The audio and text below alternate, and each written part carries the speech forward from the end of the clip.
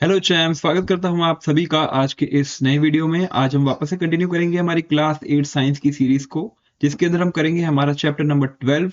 ठीक है, जिसका नाम है how nature works in harmony. अगर आपको इस चैप्टर के नोट्स चाहिए और क्वेश्चंस के आंसर्स चाहिए तो मैं अपने टेलीग्राम चैनल का लिंक डिस्क्रिप्शन में दे दूंगा।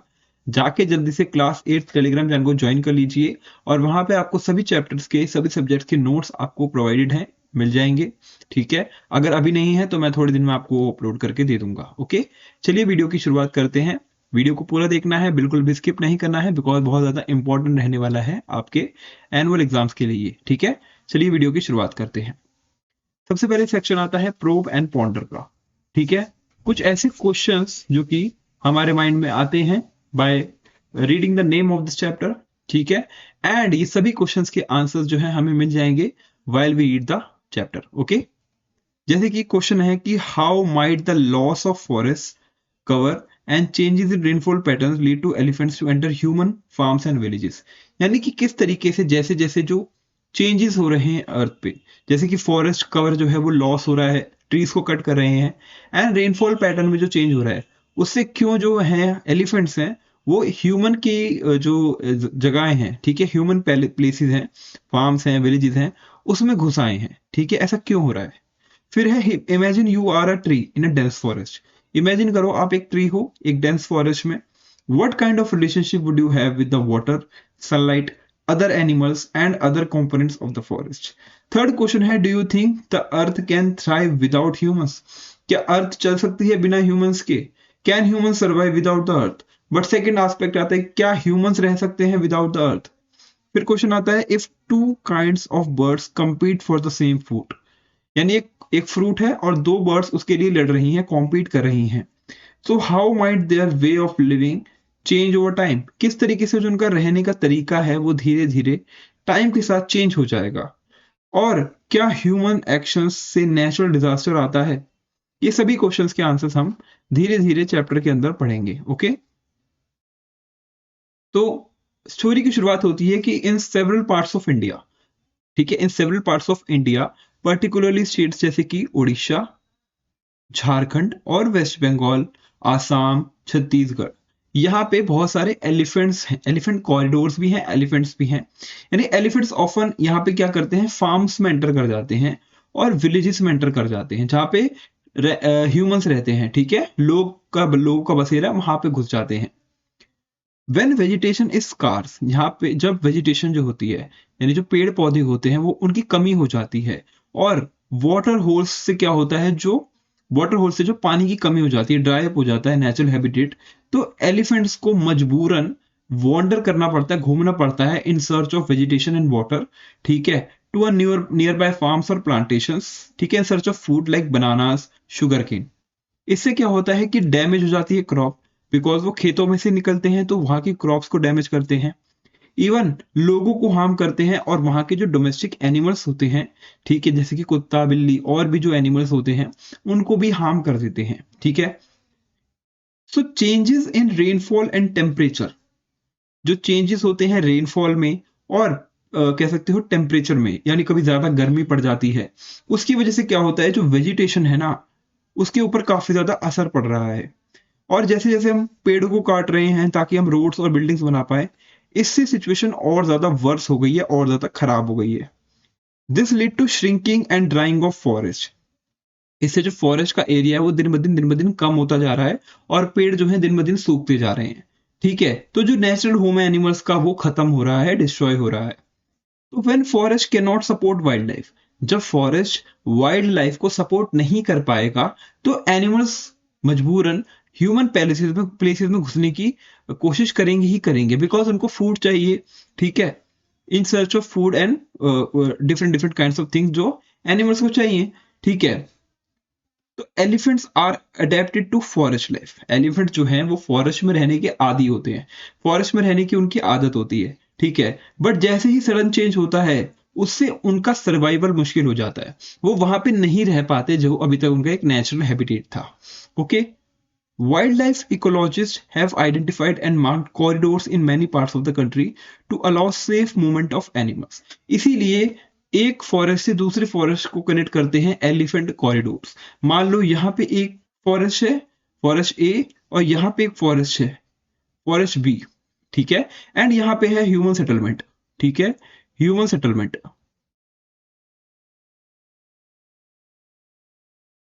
अब कोई अगर एलिफेंट है, उसको ए से बी जाना है, तो उसको मजबूरन इस ह्यूमन सेटलमेंट्स के ऊपर से गुजरना पड़ेगा, ठीक है, और डिस्ट्रॉय करता हुआ जाएगा वो सारी चीजें यहाँ की। इसीलिए ऐसी चीज ना हो, इसको अवॉइड करने के लिए बनाए जाते हैं एलिफेंट कॉरिडोर, एक सेफ प्लेस, जिससे क्या होगा, ये होगा एलिफेंट कॉरिडोर, ठीक है, एलिफेंट कॉरिडोर, जिससे सेफली जो है एनिमल्स लाइक एलिफेंट फॉरेस्ट ए से फॉरेस्ट बी की तरफ चले जाएंगे बिना किसी चीज को डिस्ट्रॉय करे, क्योंकि ये जो सेफ पैसेज बनाया गया है ये सिर्फ उन्हीं के मूवमेंट के लिए बनाया गया है। यहाँ पे ह्यूमन सेटलमेंट नहीं होगी, ना कोई वेजिटेशन होगी, ना कुछ होगा, इजीली यहाँ से एलिफेंट्स मूव कर पाएंगे। इनको कहेंगे एलिफेंट कॉरिडोर्स, ठीक है। ये जो कॉरिडोर्स होते हैं, ये इससे फॉरेस्ट हैबिटेट जो है वो करेक्ट होता है, wild life enabling wildlife such as elephants to travel in a need between large forest areas without coming into conflict with human settlement, ठीक है, ठीक है। तो उनको बचाने के लिए कि ह्यूमन से कंफ्लिक्ट ना हो, उसके लिए कॉरिडोर्स का इस्तेमाल किया जाता है by the animals. This chain of events, ये जो चेन ऑफ इवेंट्स हो रहे हैं, ये शो करते हैं कि किस तरीके से जो नेचर है वो क्लोज, उसके जो एलिमेंट्स हैं वो क्लोजली कनेक्टेड हैं। यानी कि पहले तो ह्यूमन सेटलमेंट नहीं होती थी, forest to forest animals move करते थे जब भी उनको नीड होती थी in search of food and water, ठीक है। कभी उसकी स्कार्सिटी हो गई एक फॉरेस्ट में, तो दूसरे फॉरेस्ट में इजीली मूव आउट कर जाते थे। बट आज के टाइम पे हमने बीच में बना दिए ह्यूमन सेटलमेंट्स, रोड्स बना दी हैं, बिल्डिंग्स बना दी हैं, विलेजेस बना दी हैं, टाउन्स बना दिए हैं, तो मजबूरन उनको वहां से गुजरना पड़ता है। तो उनकी सुविधा के लिए हमने फिर कॉरिडोर्स बनाए, ताकि जो नेचर है, उनका जो नेचुरल पैटर्न है मूव करने का, वो डिस्ट्रॉय ना हो। टू अंडरस्टैंड सच इंटरकनेक्शंस, इन इंटरकनेक्शंस को समझने के लिए we must study the components of our environment. तो हमें क्या करना पड़ेगा, हमारे जो एनवायरनमेंट है उसके डिफरेंट डिफरेंट कंपोनेंट्स को समझना पड़ेगा, ठीक है। तो इसी के साथ हमारा पहला टॉपिक आता है कि how do we experience and interpret our surrounding. हम हमारे सराउंडिंग्स को, हमारी जो आसपास की जगह हैं, उसको इंटरप्रेट कैसे कर सकते हैं, एक्सपीरियंस कैसे कर सकते हैं, ठीक है। So you have learned in Curiosity Grade 6 chapter की diversity in the living world, chapter का नाम था diversity in the living world, ठीक है, क्लास 6 में, जहां पे डिफरेंट हैबिटेट्स के अंदर डिफरेंट काइंड्स ऑफ प्लांट्स उगते हैं, डिफरेंट काइंड्स ऑफ एनिमल्स रहते हैं। तो हैबिटेट क्या होता है, habitat is simply a place where organisms lives, एक पर्टिकुलर काइंड ऑफ ऑर्गेनिज्म अपने हैबिटेट में ही रह पाता है, ठीक है। जैसे कि बियर जो होता है वो केव्स में रहता है, ठीक है, उसी तरीके से टाइगर भी केव में रहता है, बर्ड्स जो हैं अपने पेड़ों पे रहती हैं, ह्यूमंस जो हैं अलग अपने टाउन्स में, बिल्डिंग्स में रहते हैं, ठीक है। तो ये क्या है, ये एक हैबिटेट है, उनका रहने का नेचुरल प्लेस है, ठीक है। Habitat is simply a place जहां पे एक ऑर्गेनिज्म लिव रहता है।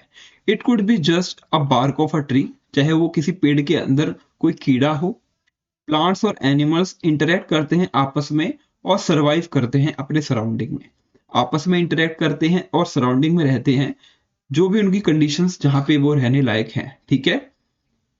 तो आपको क्या करना है, explore to near by habitats, कोई भी दो नियर बाय हैबिटेट को एक्सप्लोर करो और आइडेंटिफाई करो कि कौन से लिविंग ऑर्गेनिजम्स और नॉन लिविंग कंपोनेंट्स वहां पे हैं।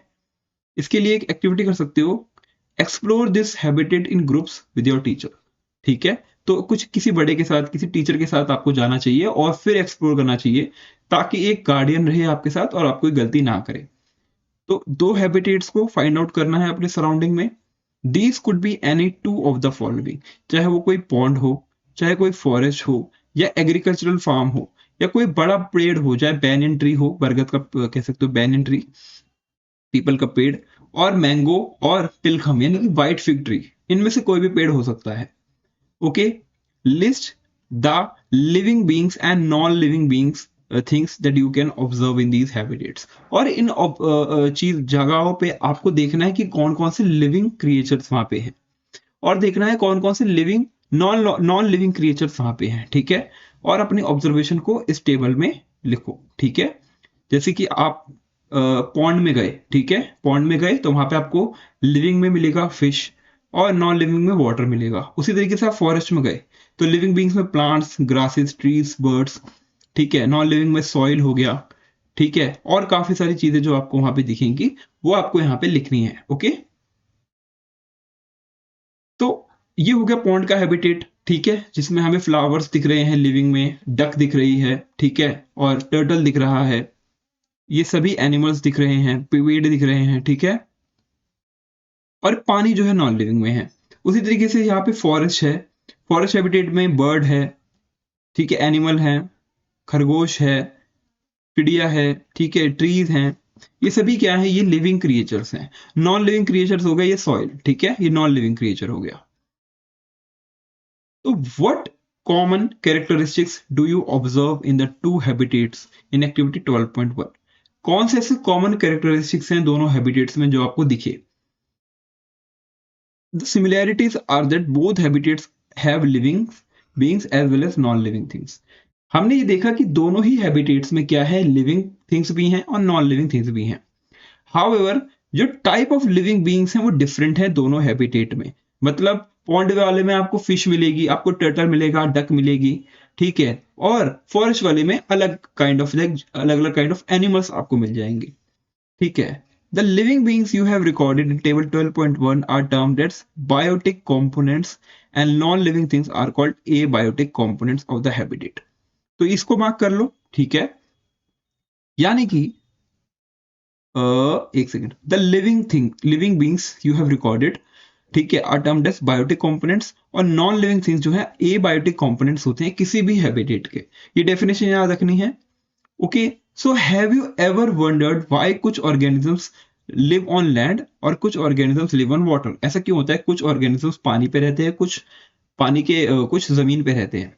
हर ऑर्गेनिज्म की एक स्पेसिफिक कंडीशन होती है रहने की, ताकि वो उस पर सर्वाइव कर पाए, ठीक है। और from this activity you can see that different habitats offer different living conditions. तो इस एक्टिविटी से हमें ये पता चला कि जो डिफरेंट हैबिटेट्स होते हैं वो डिफरेंट लिविंग कंडीशंस को प्रोवाइड करते हैं, ठीक है। अब एक्टिविटी 12.1 में हमने लिस्ट किया फिश को as a biotic component of the pond. How do fish survive in a pond? Fish पानी के अंदर कैसे रहती है? देखो, पानी के अंदर होता है food, oxygen, shelter, space to grow. तो ये कंडीशंस हैं एक फिश को ग्रो करने के लिए, condition essential for a survival of an organisms. तो fish obtained their biotic needs, जैसे कि food from the small plants, वहां पे जो प्लांट्स हैं वहां पे छोटे छोटे क्रिएचर्स हैं, उनको खा के फिश जिंदा रहती है। फिर एबायोटिक नीड्स हैं जैसे कि ऑक्सीजन, तो ऑक्सीजन पानी के अंदर डिजोल्व है, डिजोल्व फॉर्म में ऑक्सीजन अवेलेबल है, तो वो ऑक्सीजन जो है फिश लेती है, ठीक है, वाटर से। Other living beings also inhibit the pond, such as frogs रहते हैं पानी में, मतलब पानी के अंदर नहीं रहते बट उस पॉन्ड के एरिया के पास रहते हैं। फ्रेश टर्टल्स रहते हैं, snakes, dragonflies, mosquitoes, snails, ducks, along with the plants like algae, diatoms, duckweeds and lotus. ये सब भी कह सकते हो लिविंग क्रिएचर्स है जो कि पानी के पास रहते हैं, पॉन्ड के पास।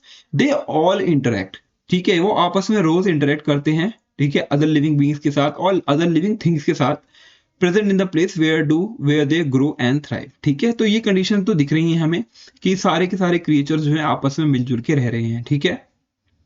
देखा जाए तो ईच हैबिटेट के पास खुद के बायोटिक कंपोनेंट्स होते हैं, जैसे कि physical condition like air, sunlight, water, temperature और सॉइल, ये सब हो गए एबायोटिक कंपोनेंट्स। बायोटिक कंपोनेंट जैसे कि एनिमल्स और plants, and abiotic components like air, sunlight, water, temperature and soil. तो हर ऑर्गेनिज्म में, ठीक है, different organism living the same habitat में use resources in different ways, ठीक है। ऐसा नहीं है कि जितने भी ऑर्गेनिज्म उस हैबिटेट में रह रहे हैं वो रिसोर्सेज का इस्तेमाल सेम तरीके से कर रहे हैं। हर ऑर्गेनिज्म अपने हिसाब से वहां के अवेलेबल रिसोर्सेज का इस्तेमाल करता है according to their body needs, ठीक है। A forest might be warm during the day and cool at night, यानी कि फॉरेस्ट में आपको सुबह थोड़ी गर्मी लग सकती है दिन के टाइम पे, बट रात के टाइम पे ठंडा लगता है, ठंड लगती है। तो एक स्नेक है वो रात के टाइम निकलता है, and rodent active during the day, ठीक है। जो कीड़े मकोड़े होते हैं, रोडेंट्स होते हैं, वो दिन के टाइम एक्टिव होते हैं, स्नेक जो है रात के टाइम एक्टिव होता है। तो both live in the same habitat, same habitat में दोनों लोग रह रहे हैं, but they face different conditions, वो डिफरेंट कंडीशंस को फेस कर रहे हैं। This is how living organisms को exist in harmony in the same habitat. And ये दिखाता है कि किस तरीके से जो लिविंग ऑर्गेनिजम्स हैं वो सेम हैबिटेट में हार्मनी में रहते हैं। ठीक है, फिर क्वेश्चन आता है कि who all live together in nature. ऐसे कौन कौन से प्राणी हैं या कौन कौन से नॉन लिविंग थिंग्स हैं जो नेचर में रहते हैं साथ में। तो देखा आपने कि फिश जो है वो पॉन्ड में रहती है, activity 12.1। Do you see only single fish, क्या वहां पे सिर्फ एक फिश थी? Most likely you have seen many fishes, काफी अलग अलग वेराइटी ऑफ फिशेस आपको वहां दिखेंगी। ठीक है, this group of fish of the same kind living together in a pond habitat is called population. But अगर एक काइंड ऑफ फिश की झुंड वहां रह रहा है, एक काइंड ऑफ फिश है, ठीक है, और उसके अलग मेंबर्स भी वहां रह रहे हैं, ठीक है, सारे मेंबर्स रह रहे हैं एक साथ झुंड में, उसको कहेंगे population of that particular fish. क्या हुई वो? Population of this particular fish. ठीक है, यानी कह सकते हो fish of the same kind of living together in a pond habitat is called a population of that particular fish. In this way we can observe and record population of different kind of organisms in a single habitat. हम all kind of organisms जो हैं अलग अलग habitat में, वो एक अपने झुंड में रहते हैं, पॉपुलेशन में रहते हैं, उसको हम कहेंगे पॉपुलेशन। ठीक है, यानी अगर एक सिंगल ऑर्गेनिज्म है तो उसको हम कहेंगे ऑर्गेनिज्म, फिर उसकी पॉपुलेशन आएगी। ठीक है, इस तरीके से होता है। Let us record, we can understand the population of a particular type of plant by counting them at a given place and a time. हम किसी पर्टिकुलर प्लांट के बारे में भी ऐसा कर सकते हैं। मान लो कोई पर्टिकुलर प्लांट एक जगह पे है और वो कितने बहुत मतलब कितने प्लांट है वहां पे उस काइंड के, लाइक रोज का एक प्लांट है तो उसके कितने प्लांट्स हैं वहां पे, तो जब हम काउंट लेंगे तो हम कह सकते हैं पॉपुलेशन ऑफ दैट प्लांट। ठीक है, डिवाइड करो स्टूडेंट्स को इनटू 4 और 5 ग्रुप्स। ईच ग्रुप में आइडेंटिफाई 2 ऑर्गेनिजम्स। एक ग्रुप करेगा प्लांट्स को, एक ग्रुप करेगा एनिमल्स को। Mark an area of 1 meter into 1 meter in your school garden. ठीक है, 1 बाय 1 का एरिया मार्क कर लो। ठीक है, और आइडेंटिफाई करो 4 ऑर्गेनिजम्स इन दिस एरिया। 4 तरीके के ऑर्गेनिजम्स को फाइंड करो और उनके नंबर्स को काउंट करो। Record the number of organisms. ठीक है, और फिर डेटा को कंपाइल करो। जैसे कि मान लो एक एरिया में आपको 4 तरीके के प्लांट दिखे, 2 तरीके के प्लांट, 2 तरीके के एनिमल, उनकी कितनी पॉपुलेशन है? मान लो प्लांट 1 20 है, प्लांट 2 5 है, एनिमल 1 6 है, एनिमल 2 10 है। तो ये हो गई इनकी पॉपुलेशन। इस प्लांट की पॉपुलेशन 20, इस प्लांट की पॉपुलेशन 5, इसकी 6, इसकी 10। जैसे ह्यूमन पॉपुलेशन होती है ना, उसी तरीके से अलग अलग स्पीशीज की अलग अलग पॉपुलेशन होती है। ठीक है, तो कोई भी एनिमल हो सकता है, कोई भी प्लांट हो सकता है यहाँ पे। In this example there is a population of 20 plants and is only 5 plant in the same 1 into 1 meter square area. ठीक है, तो फ्रॉम दिस एक्टिविटी, जो हमने एक्टिविटी परफॉर्म करी, इसमें कुछ भी हो सकता है, मतलब कोई भी प्लांट हो सकता है, कोई भी लिविंग क्रिएचर्स हो सकता है। ठीक है, वी कैन एक्सप्लेन दैट कि पॉपुलेशन क्या होता है। Population is a group of same type of organisms in a habitat eight a given time. तो इसको याद रखना है। ठीक है, कि पॉपुलेशन क्या होती है? पॉपुलेशन होती है group of the same type of organisms जो एक हैबिटेट में इन अ गिवन टाइम पीरियड रह रहे हैं। ठीक है, एक हैबिटेट में इन अ गिवन टाइम पीरियड रह रहे हैं, वो होती है पॉपुलेशन। बट अब क्वेश्चन आता है कि क्या किसी हैबिटेट में क्या सिर्फ one type of living organism रहता है? What might happen then? If all organisms are the same, they would have the same requirements like food, water, space, leading to competition and possibly scarcity of resources. What else do you think could happen? क्या हो अगर एक area में different type of organism है लेकिन सबकी requirement जो food की, वाटर की, स्पेस की, वो सेम हो। मान लो बहुत सारे ऑर्गेनिजम्स हैं, उनकी पॉपुलेशन है अलग अलग, और उनकी जो रिक्वायरमेंट है फूड, वाटर की और स्पेस की, वो सेम है, सबकी सेम है। तो क्या इससे कंपटीशन नहीं होगा? क्या इससे एक दूसरे में बहुत ज्यादा लड़ाई झगड़ा नहीं होगा सेम रिसोर्सेज के लिए? ठीक है, तो क्या सिचुएशन हो सकती है? देखो, एक्टिविटी 12.1 और 12.2 में हमने ऑब्जर्व करा कि डिफरेंट ग्रुप ऑफ ऑर्गेनिजम्स जो है साथ में रहते हैं एक हैबिटेट में। ठीक है, a community comprises different population. क्या होता है जब पॉपुलेशन मिल जाती है, जब different different species 1, species 2, species 3 ऐसे मिल जाती हैं और साथ में एक जगह पे रहती है, तो उसको हम कहेंगे community. Community comprises different population sharing the same habitat. वो सेम हैबिटेट को शेयर कर रहे हैं। The biotic components of habitat such as plants, animals and microorganism together from the community. तो these organism interact depend on one another for survival. तो ये जो organisms होते हैं कम्युनिटी में जो रहते हैं, डिफरेंट काइंड ऑफ ऑर्गेनिजम्स, ये एक साथ रहते हैं और एक साथ इंटरेक्ट करते हैं और एक दूसरे के सर्वाइवल पे डिपेंड करते हैं। यानी एक का सर्वाइवल डिपेंड करता है दूसरे के सर्वाइवल पे। ठीक है, ऐसा कैसे हो सकता है कि एक का सर्वाइवल डिपेंड करे दूसरे के सर्वाइवल पे? देखो, you may have seen brightly coloured flowers blooming around you. आपने देखा होगा कि आपके घर के पास, आपके गार्डन में, ठीक है, बहुत सुंदर सुंदर फूल हैं, ठीक है, ब्लॉसम कर रहे हैं, ब्लूम कर रहे हैं, ठीक है। Have you looked closely at their parts? क्या आपने उनको क्लोजली देखा है? A flower has a stark green leafy structure and sepals coloured petals, two reproductive parts. ठीक है, एक फ्लावर के अंदर स्टॉक होता है, ग्रीन लीफी स्ट्रक्चर होता है जिसको हम सेपल्स कहते हैं, उनके पैलेट्स होते हैं, कलर्ड पैलेट्स होते हैं, और दो रिप्रोडक्टिव पार्ट्स होते हैं। एक होता है कार्पेल फीमेल के लिए और स्टेमल होता है मेल के लिए। कार्पेल्स, ठीक है, फीमेल के लिए, और स्टेमन होता है मेल के लिए। जो स्टेमन होता है वो बर्स्ट रिलीज करता है येलो डस्ट लाइक पोलन। ठीक है, एक मेल फ्लावर जो है वो पोलन रिलीज करता है अपने फ्लावर्स से, उनको कहते हैं पोलन ग्रेन्स। फिर वो जो पोलन ग्रेन्स हैं वो विंड के जरिए, या कोई वाटर इंसेक्ट इंसेक्ट है, या कोई चमगादड़ बैट है, बर्ड है, उनकी बॉडी में लग के, या उड़ के, या उनके कहीं भी लग के दूसरे प्लांट जैसे कि फीमेल के कार्पेल में जाके लग जाता है। मतलब वो पोलन जो है वहां से उड़ के, वहां से ट्रांसफर होके, carry pollen from the stamens to the carpel of the same and different flowers. ठीक है, this process is called pollination. इस प्रोसेस को कहते हैं पॉलिनेशन। ठीक है, ये प्रोसेस बहुत इंपॉर्टेंट है, तभी जो फीमेल्स हैं, फीमेल फ्लावर है, वो और ज्यादा ग्रो करेगा, ठीक है, और ज्यादा फैलेगा। It is essential for the formation of fruits and seeds. ठीक है, और ये जरूरी होता है कि जो फ्लावर है उससे फ्रूट्स और सीड्स निकल के आते हैं, उसके लिए ये जरूरी होता है। ठीक है, ये हमने समझा। तो यहाँ पे देखो, एक तो स्पीशीज थी प्लांट की, दूसरी स्पीशीज थी इंसेक्ट की, तीसरी हो गई बर्ड की।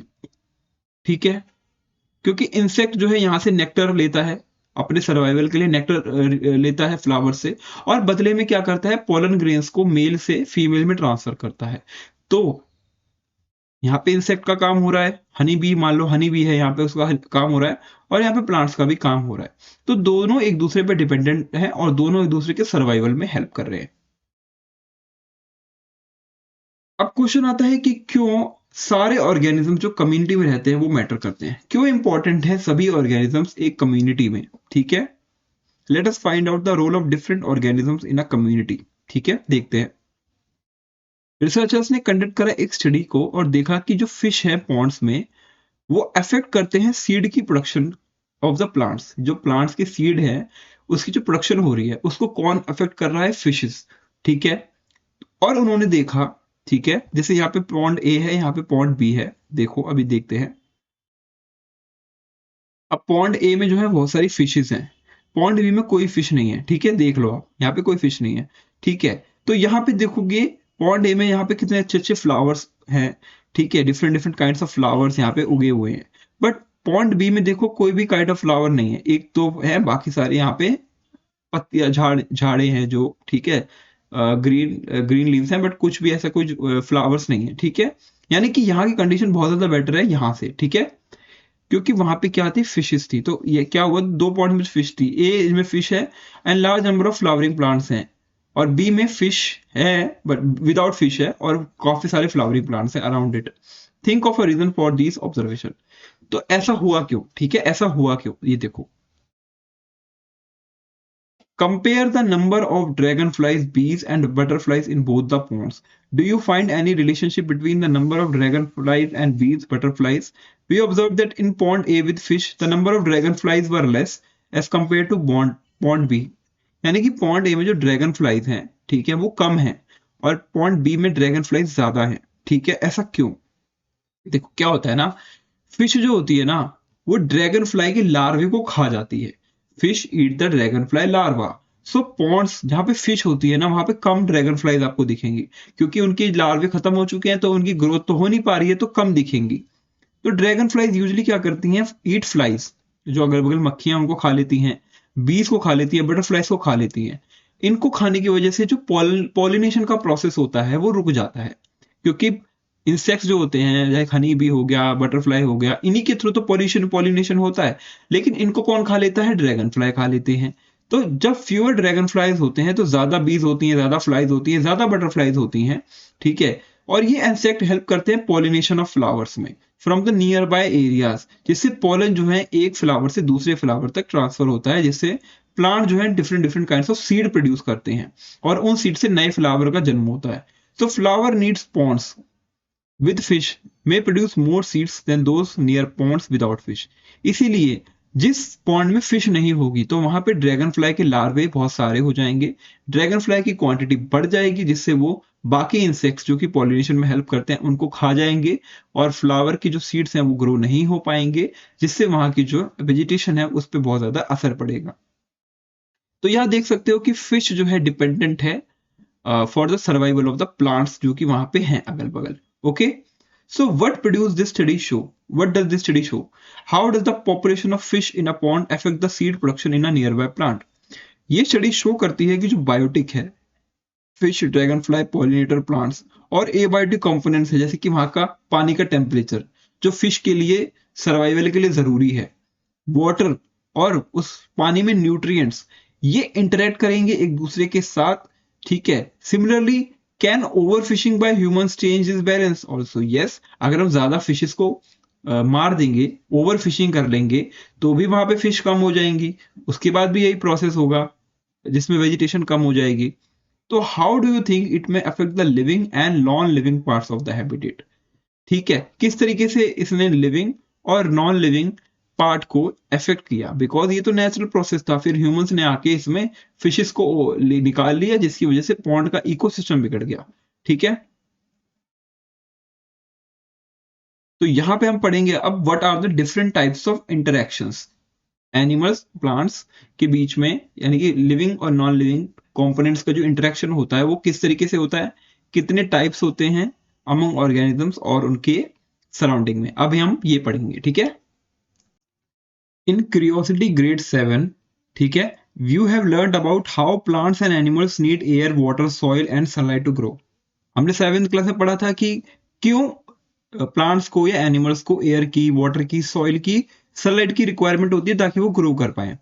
तो जो लिविंग ऑर्गेनिजम्स होते हैं जो और जो बायोटिक कम्युनिटी होती है वो डिपेंड करती है नॉन लिविंग थिंग्स पे, जैसे कि सनलाइट पे। ठीक है, that is abiotic components for their survival, like air, जैसे कि यहाँ पे वाटर, सॉइल, ये सब चीजें हैं, इनके ऊपर ही डिपेंडेंट है लाइफ। ठीक है, अगर ये सब चीजें ना हो तो लाइफ सर्वाइव ना कर पाए। ठीक है, तो प्लांट्स और animals also depend on each other for nutrition, respiration and reproduction. एक दूसरे पे डिपेंड करते हैं ताकि न्यूट्रिशन प्रॉपर मिल पाए, रेस्पिरेशन हो पाए, रिप्रोडक्शन हो पाए। रेस्पिरेशन मतलब अपना जो सिस्टम है सांस लेने का पूरा प्रोसेस जो बॉडी में होता है, रिप्रोडक्शन मतलब कोई यंगर वन को आपको क्रिएट करना। These are interaction among biotic components, ये इंटरेक्शन जो होते हैं ये बायोटिक कंपोनेंट्स के विद इन होते हैं। ठीक है, यानी वन ऑर्गेनिज्म टू मतलब सेम स्पीसीज के अंदर होते हैं। तो बोथ टाइप ऑफ इंटरेक्शन, चाहे वो बायोटिक कंपोनेंट्स के बीच में हो या बिटवीन बायोटिक और एबायोटिक कंपोनेंट्स के बीच में हो, ये इंपॉर्टेंट होती है for the survival of organism in any habitat. ठीक है, तो look at figure 12.5 and try to identify interaction among biotic components between biotic and abiotic components based on your learning till now. ठीक है, तो ये जो बायोटिक और abiotic components है, जैसे कि यहाँ पे सनलाइट है। ठीक है, तो सनलाइट जो है पूरे एनवायरनमेंट को क्या कर रही है, एक न्यूट्रिशन प्रोवाइड कर रही है। विदाउट सनलाइट कोई भी चीज पॉसिबल नहीं है। सबसे पहले एबायोटिक कंपोनेंट है सनलाइट, फिर एयर, ऑक्सीजन, लाइक बर्ड्स के लिए, फिशेस के लिए, ट्रक के लिए, ठीक है, प्लांट्स के लिए, even the smallest creature oxygen की रिक्वायरमेंट है, तो वो है abiotic component. Biotic component like fishes हो गई, प्लांट्स हो गए, ठीक है, एंड यहाँ पे डक हो गई, ठीक है, लाइक ये बर्ड हो गई, ये सभी इंटरेक्शन हो रहा है अमंग द स्पीशीज। ठीक है, तो based on the given criteria identify और describe the interaction between biotic and abiotic components. Identify करना interactions between biotic and abiotic. तो क्राइटेरिया 1 है कि इंटरेक्शन बताना है एबायोटिक और बायोटिक कंपोनेंट्स के बीच में। दिस में influence life processes like nutrition, respiration and reproduction in biotic components. तो एबायोटिक और बायोटिक कंपोनेंट्स का।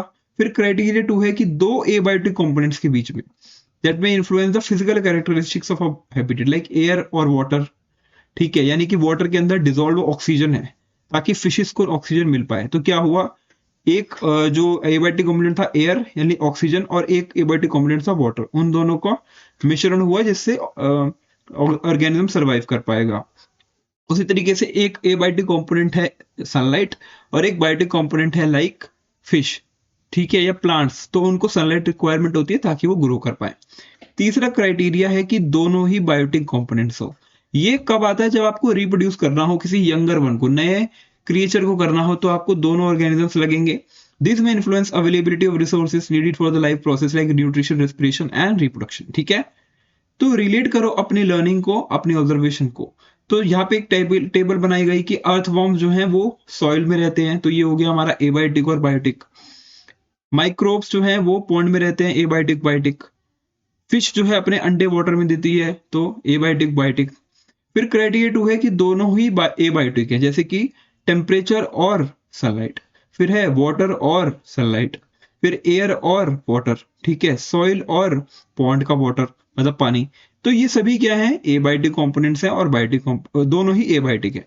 फिर हमारा आता है दोनों ही बायोटिक है, जैसे कि फ्रॉग जो है इंसेक्ट्स को खा रहा है, तो दोनों ही बायोटिक है। वाटर स्नेक जो है फिश को खा रहा है, दोनों ही बायोटिक है। फ्रॉक्स जो है वो फिश को खा रहा है और एंड फिश में compete फॉर स्मॉल इंसेक्ट लार्वे, ठीक है, दोनों लोग फिश के इंसेक्ट्स के लार्वे खाने के लिए कॉम्पीट कर रहे हैं। फिश जो है एग ले करती है वाटर में near vegetation to protect them from other fish और फ्रॉक्स, ठीक है। तो ये सभी काइंड ऑफ जो इंटरेक्शंस हो रहे हैं वो हमने तीनों काइंड के इंटरेक्शंस को नोटिस करा और लिख लिया। In activity 12.4 for you understand different types of interactions जो हमारे हैबिटेट में होते हैं। फ्रॉम दिस हम बता सकते हैं कि जो बायोटिक कंपोनेंट जैसे प्लांट्स, एनिमल्स, माइक्रो ऑर्गेनिजम्स, और जो एबायोटिक कंपोनेंट्स है जैसे air, water, sunlight, soil and temperature in a habitat interact with each other to form an ecosystem. And जब ये मिल जाते हैं तो क्या बनाते हैं, एक इकोसिस्टम बनाते हैं जहां पे सभी लिविंग क्रिएचर्स रह पाते हैं। तो ये डेफिनेशन को याद रखना है, ठीक है आपको, कि from this you can infer that कि जो बायोटिक कंपोनेंट्स हैं एंड द एबायोटिक कंपोनेंट्स, ठीक है, हैबिटेट में इंटरेक्ट करते हैं, क्या बनाते हैं, इकोसिस्टम बनाते हैं। ये डेफिनेशन याद रखनी है आपको।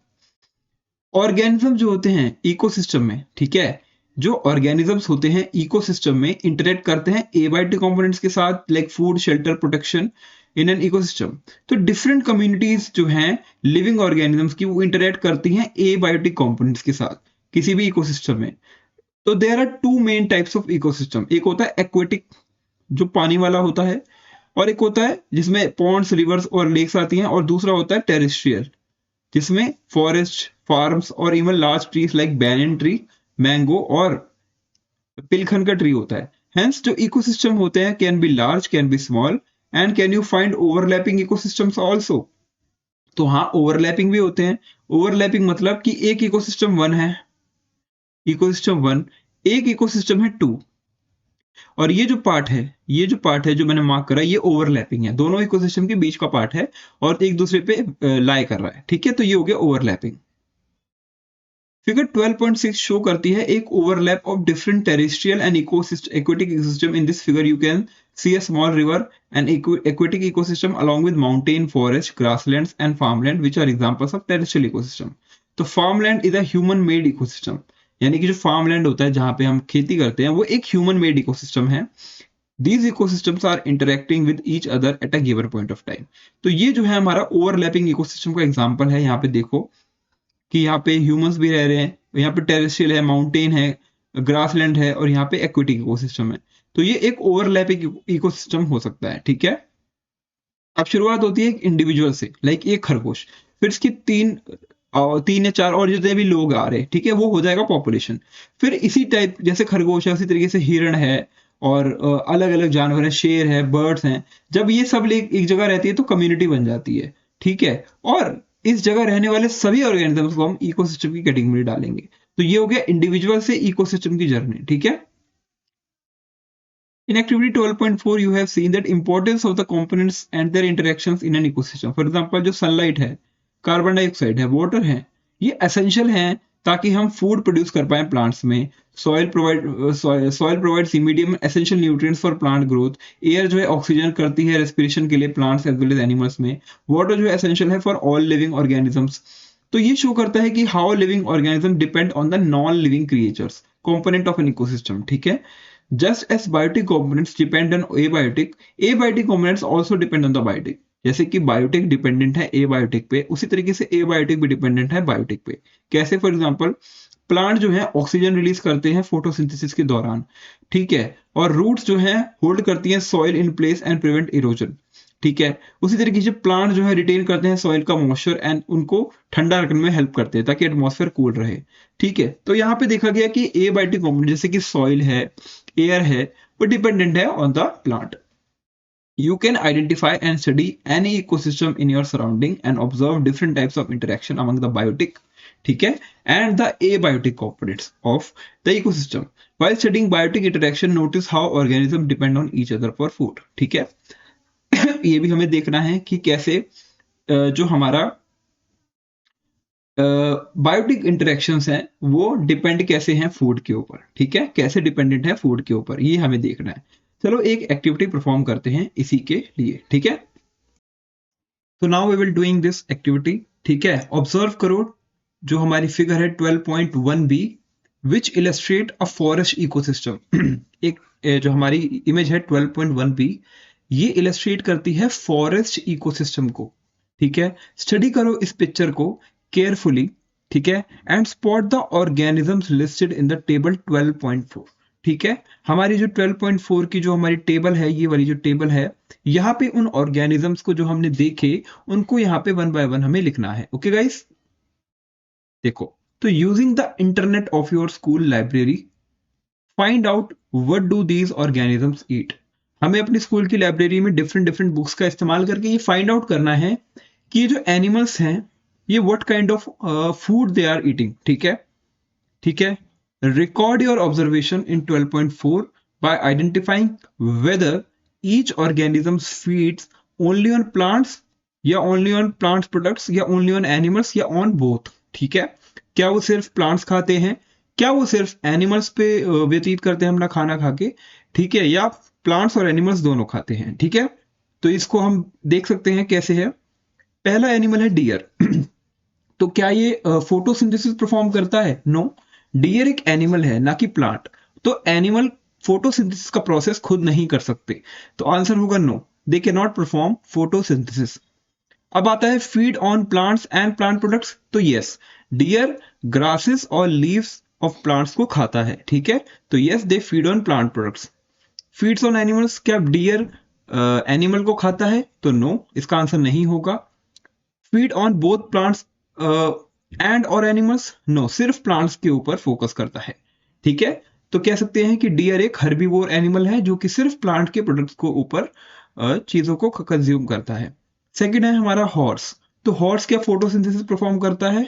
तो नो। क्या वो फीड करता है प्लांट के प्रोडक्ट्स पे? तो यस, ठीक है, ग्रास खाता है वो, ओके। क्या फीड करता है एनिमल पे? नो। क्या फीड करता है? No, only on plants. तो ये चीज हमें यहां से क्लियर हो गई। वल्चर जो होगा, क्या वो फोटोसिंथेसिस परफॉर्म करेगा? नो। क्या प्लांट प्रोडक्ट पे फूड करेगा? नो। क्या फीड करेगा एनिमल पे? यस, ठीक है, एनिमल्स, ठीक है। Bengal fox, again same answer रहेगा इसका, मैं ऐसे कर देता हूं। बर्ड यानी कि शिकारा, क्या वो फोटोसिंथेसिस परफॉर्म करती है? नो। क्या वो फीड करती है प्लांट्स पे? यस। फीड करती है एनिमल पे? यस। खा सकती है वो इंसेक्ट को? तो यस, बोथ। बेसिकली बर्ड जो है वो प्लांट्स के ऊपर फोकस नहीं करती, वो फोकस करती है हमारा एनिमल्स पे ही, ठीक है। तो बोथ तो नहीं होगा, इसका आंसर होगा हमारा एनिमल्स। ओके गाइस, एनिमल्स के ऊपर उसको फोकस होता है, वो वही करती है। तो ऐसी और एनिमल्स हैं, वो भी आप अपना स्टडी करके फाइंड आउट कर सकते हो। अब क्वेश्चन आता है, how do plants get their food. ये जो प्लांट्स होते हैं ये इतने हरे भरे दिखते हैं, पेड़ पौधे ग्रो होते हैं, बड़े होते हैं, विशाल होते हैं, इनके अंदर फूड कैसे प्रोड्यूस होता है? प्लांट्स अपना फूड किस तरीके से प्रोड्यूस करते हैं? ये एक बहुत बड़ा क्वेश्चन है, बिग क्वेश्चन है। तो एज यू नो, जो प्लांट्स होते हैं वो अपना खाना अपने आप बनाते हैं bye the process of photosynthesis, एक प्रोसेस होता है जिसका नाम होता है हमारा फोटोसिंथेसिस, ठीक है। Thus they are called producers और ऑटोट्रॉफ्स। ये प्रोड्यूसर्स भी होते हैं क्योंकि खाना खुद बनाते हैं, इसलिए they are called the producers. जैसे हम लोग खाना अपना खुद बनाते हैं तो हम वी आर गोइंग कह सकते हो कि हम प्रोड्यूसर्स हैं in a common language, but really में बिना किसी हेल्प के जो प्लांट्स होते हैं वो द प्राइमरी प्रोड्यूसर्स, ठीक है।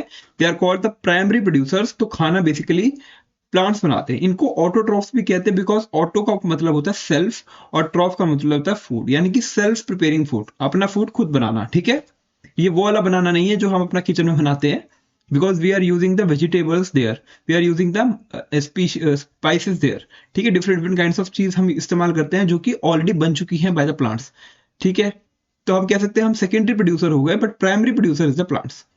तो they make food by the process of photosynthesis, ठीक है।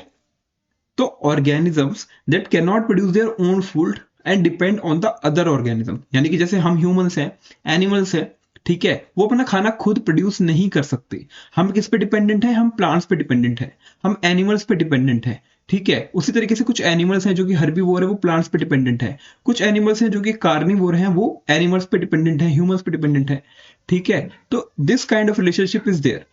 तो ऑर्गेनिजम्स जो खुद खाना नहीं बना सकते और डिपेंड करते हैं अदर ऑर्गेनिजम्स पे अपने खाने के लिए, उनको कहते हैं हम कंज्यूमर और हेटेरोट्रॉप्स, ठीक है। इसको आपको लाइन को दोनों को याद रखना है कि प्लांट्स जो हैं make their own food by process of photosynthesis, thus they are called producers और ऑटोट्रॉफ्स, ठीक है, यानी preparing their food by self, okay. And there are organisms, ठीक है, that can not produce their own food and depend on the other organisms for food are called the consumers और heterotrophs, यानी hetero मतलब other और troph मतलब food, यानी making their food by depending on the other, ठीक है। तो list the heterotrophs from table 12.4, यानी कौन से ऐसे एनिमल्स हैं जो heterotrophs हैं और कौन से ऐसे चीजें हैं जो autotrophs हैं, ठीक है। तो बेसिकली हमारे जो प्लांट्स होंगे वो autotrophs होंगे एंड जो एनिमल्स होंगे, ठीक है, वो सभी होंगे heterotrophs। अब चीज आती है कि organisms that eat only plants, जो ऑर्गेनिज्म सिर्फ प्लांट की प्रोडक्ट्स को या प्लांट को कंज्यूम करते हैं, उनको हम कहते हैं हर्बीवोर। मैंने ये बता दिया है पहले ही, जैसे कि डियर और हेयर, ओके, डियर और hare. Those that eat only animals, जो एनिमल्स को ही खाते हैं, उनको कहेंगे कार्निवोर, जैसे कि लेपर्ड, ठीक है। ऑर्गेनिज्म जो प्लांट्स और एनिमल्स दोनों को कंज्यूम करते हैं, उनको कहते हैं ओमनिवोर, जैसे कि क्रो, फॉक्स या माइस, ठीक है। तो इसको मार्क कर लेते हैं हम, इंपॉर्टेंट है, ठीक है। दो एनिमल्स जो खाते हैं सिर्फ प्लांट्स को, उनको कहते हैं हर्बीवोर। जो ऑर्गेनिज्म सिर्फ खाते हैं एनिमल्स को, उनको कहते हैं कार्निवोर, ठीक है, जैसे कि लेपर्ड। और कुछ ऑर्गेनिजम्स होते हैं जो प्लांट्स और एनिमल्स दोनों को कंज्यूम करते हैं एंड उसको हम कहते हैं ओमनिवोर, ठीक है, such as crow, fox and mice. अब क्वेश्चन ये उठता है कि कौन किसको खाता है, कौन किसको खाता है। बेसिकली हम यहाँ पे बात करेंगे फूड चेन की या फूड वेब की, कौन किसको खा रहा है, ठीक है। हु ईट्स हु, ये कौन डिसाइड करेगा कि कौन किसको खाएगा, ओके। हमारी तरह नहीं कि हम कोई भी चीज हमें दिख गई उसको ह्यूमंस को, कि ह्यूमंस ने कंज्यूम कर ली, बट एक नेचुरल प्रोसेस होता है एनिमल्स में, वो हर चीज को कंज्यूम नहीं करते, ठीक है। जो उनका नेचुरल फूड है वो उसी को कंज्यूम करते हैं। तो एक्टिविटी 12.5 है, वी हैव लर्न की फीडिंग रिलेशनशिप अमंग ऑर्गेनिजम्स। एक फीडिंग रिलेशनशिप होता है among the organisms and how can we make linkages with the feeding relationship among organisms in a given ecosystem. और किस तरीके से ये जो लिंकेज है फीडिंग रिलेशनशिप का, ठीक है, कि गिवन इकोसिस्टम में हम उसको किस तरीके से कह सकते हैं, लिंकेज कर सकते हैं। जैसे कि लेट अस लिंक, एक एक्टिविटी करते हैं। क्या करो, take an example of a grassland ecosystem. खुला मैदान है, ग्रासलैंड है बहुत दूर तक, उस इकोसिस्टम की बात करते हैं, ग्रासलैंड इकोसिस्टम की, ठीक है। कंसिडर करो the following organisms that we can spot in a grassland ecosystem. एक बड़ा सा ग्रासलैंड है, ठीक है, दूर दूर तक कह सकते हो घास है। तो वहां पे आपको क्या क्या चीजें दिखेंगी, ग्रास दिखेगी सबसे पहले तो, फिर फ्रॉग दिख सकता है, फिर हेयर दिख सकता है, ठीक है, फिर फॉक्स, ग्रास हॉपर, स्नेक और eagle. These kind of animals we can found in a grassland ecosystem. In a figure 12.8, ये जो हमारी फिगर है ये वाली, यहाँ पे रिलेशनशिप दिखाया गया है कि कौन किसको खाएगा, ठीक है। तो ये एक हो गया फीडिंग रिलेशनशिप, ठीक है। This is called the feeding relationship, मतलब कौन किसको खा रहा है, ये चेन में हमने दिखा दिया, ठीक है, फूड चेन दिखा दी, ठीक है, for the remaining organism by adding arrows similar to those in this figure, ठीक है। देखना फिगर में दिखाता हूं आपको। इस फिगर में यू कैन सी जो ग्रास है, जो घास है, वो कौन खा रहा है, वो खा रहा है हमारा हेयर, ठीक है। And the hair is eaten by a fox, ठीक है। मतलब इसमें तो वो वाला चेन नहीं दिखाया, इसमें तो अलग दिखा रखा है, बट एक जनरली हम यहाँ पे देख सकते हैं कि जो हेयर है उसको खा रहा है फॉक्स, ठीक है। और this is representation of food chain in a grassland ecosystem. ये क्या है, एक फूड चेन है। 12.8 फिगर कहाँ गई, ये देखो, ये रही हमारी, मैं भूल गया था, ये देखो ये रही फूड चेन की छोटी सी है ये, मतलब कि ये ग्रास है, ठीक है, ये हमारी ग्रास है, इसको ये खा रहा है हेयर, ठीक है, काइंड ऑफ रैबिट कह सकते हो, ठीक है। और उसके बाद इसको खा रहा है लेपर्ड, ओके। ये हो गई हमारी फूड चेन जो इस तरफ से जा रही है, यानी कि पहले हैं प्राइमरी प्रोड्यूसर्स जो है प्लांट्स एंड, ठीक है, उसके बाद इसको हर्बीवोर एनिमल ने प्लांट को खाया, और फिर ये कार्निवोर एनिमल ने इस हर्बीवोर एनिमल को खाया, ठीक है। तो ये हो गई एक फूड चेन। दूसरी फूड चेन है ये वाली, ठीक है, ये वाली एक दूसरी फूड चेन है, ठीक है। यहां पे पहले देख लेते हैं कि this is a representation of a grassland ecosystem, ठीक है, विच is another food chain that can be drawn by the organisms given in the activity. One example may be as follows. यानी कि सबसे पहले ग्रास है, ग्रास है, घास है, उसको खाया हमारे ग्रास हॉपर भाई साहब ने, ठीक है। ग्रास हॉपर भाई साहब ने इसको खा लिया, फिर उनको खाया तो बहुत मोटे ताजे हो गए, ठीक है, बहुत मोटे ताजे हो गए। तो अब फ्रॉक को देख के हो रही थी भूख लगने लग गई, फ्रॉक को लगा कि यार ये तो बहुत असर खाया है, अब इसको मैं खाऊंगा, ठीक है। फ्रॉग ने इसको खा लिया, ठीक है। अब फ्रॉग हो गया खा के आराम से सो रहा है, ठीक है। स्नेक को दिख गया कि यार फ्रॉग तो सो रहा है, चलो इसको सब काम तमाम करते हैं। तो फिर स्नेक गया, स्नेक ने फ्रॉग को खा लिया, ठीक है। स्नेक खा के घूम रहा था, टहल रहा था अपना आराम से बगीचे में, ठीक है, ग्रासलैंड में टहल रहा था बीचों बीच। ऊपर से देख लिया ईगल ने कि यार ये तो घूम रहा है, इसको पकड़ते हैं और आज अपना नाश्ता बनाते हैं, ठीक है, भोजन बनाते हैं। फिर ईगल ने खाया हमारे स्नेक भाई साहब को। तो ये जो फूड चेन थी ये कहाँ खत्म हुई, जाके ईगल पे। ईगल के बाद भी एक फूड चेन, मतलब उसके आगे भी कोई और उसको खा सकता है, बट अगर छोटी मतलब देखा जाए नॉर्मल एक फूड चेन में, तो ग्रास से ग्रास ऊपर से फ्रॉग, फ्रॉग से स्नेक, स्नेक से ईगल, ये हमारी हो गई एक फूड चेन जो कि यहाँ पे हमने दर्शा रखी है, यहाँ पे हमने दिखा रखी है, ओके। तो ये जो इंटरेक्शन है ये है बायोटिक कंपोनेंट्स का, जैसे कि हमारे प्लांट्स, एनिमल्स, ठीक है, जो फीड कर रहे हैं। Relationship, feeding relationship can be represented in the form of linear chain, एक सिंगल लीनियर चेन में दिखाया गया है। अब आप बोलोगे यहाँ पे बायोटिक कंपोनेंट क्यों लिखा है, बिकॉज यहाँ पे सारे लिविंग ऑर्गेनिजम्स हैं, यहाँ पे कोई नॉन लिविंग नहीं है, इसलिए बायोटिक कंपोनेंट्स की बात करी गई है। तो हम समझ चुके हैं कि ये हो गई हमारी एक लीनियर चेन जिसको हम कहते हैं फूड चेन, जिसको हम कहते हैं फूड चेन। तो food chain is a simple sequence, क्या है, एक सिंपल सीक्वेंस है जो शो कर रहा है कि कौन किसको खाएगा, who Yeats whom, who eats whom, कौन किसको खाएगा in an ecosystem. A food chain is a simple sequence showing who eats whom in an ecosystem. ठीक है, ये हो गया हमारा एक प्राइम एग्जाम्पल, ठीक है। अब करते हैं एक दूसरी एक्टिविटी, अब करते हैं एक दूसरी एक्टिविटी। लेट अस ड्रॉ, एक फिगर है 12.10a, ठीक है, जो कि ये है, ये वाली हमारी फिगर 12.10a, ये हमारी फिगर है, ठीक है। ये रिप्रेजेंट करती है एक क्रॉप फील्ड, यानी कि यहाँ पे हमने क्रॉप उगा रखी है, ठीक है, खेती कर रखी है विद मिलेट्स, एक जगह पे मिलेट्स है, फिर माउस और ईगल, ठीक है, मिलेट्स, माउस और ईगल, मतलब तीन एलिमेंट्स हैं यहाँ पे। खेतों में है मिलेट्स, मिलेट्स की फीड क्रॉप उगा हमने उगा रखी है, खेती कर रखी है, वहां पे कुछ चूहे दिख रहे हैं हमको, और वहां पे ईगल भी है, ठीक है। अब यहाँ पे है count the number of each type of organism. अब इसके अंदर हमें देख के काउंट करना है ईच काइंड ऑफ ऑर्गेनिज्म जो कि यहाँ पे प्रेजेंट है, ठीक है। Make a table and set number in a table against each of these organisms, arrange the numbers in an ascending order, consider the highest number at the base and the lowest at the top, place the mouse, millet and eagle appropriately. What figure do you get? It look like a pyramid. Complete the pyramid in figure 12 1.10b.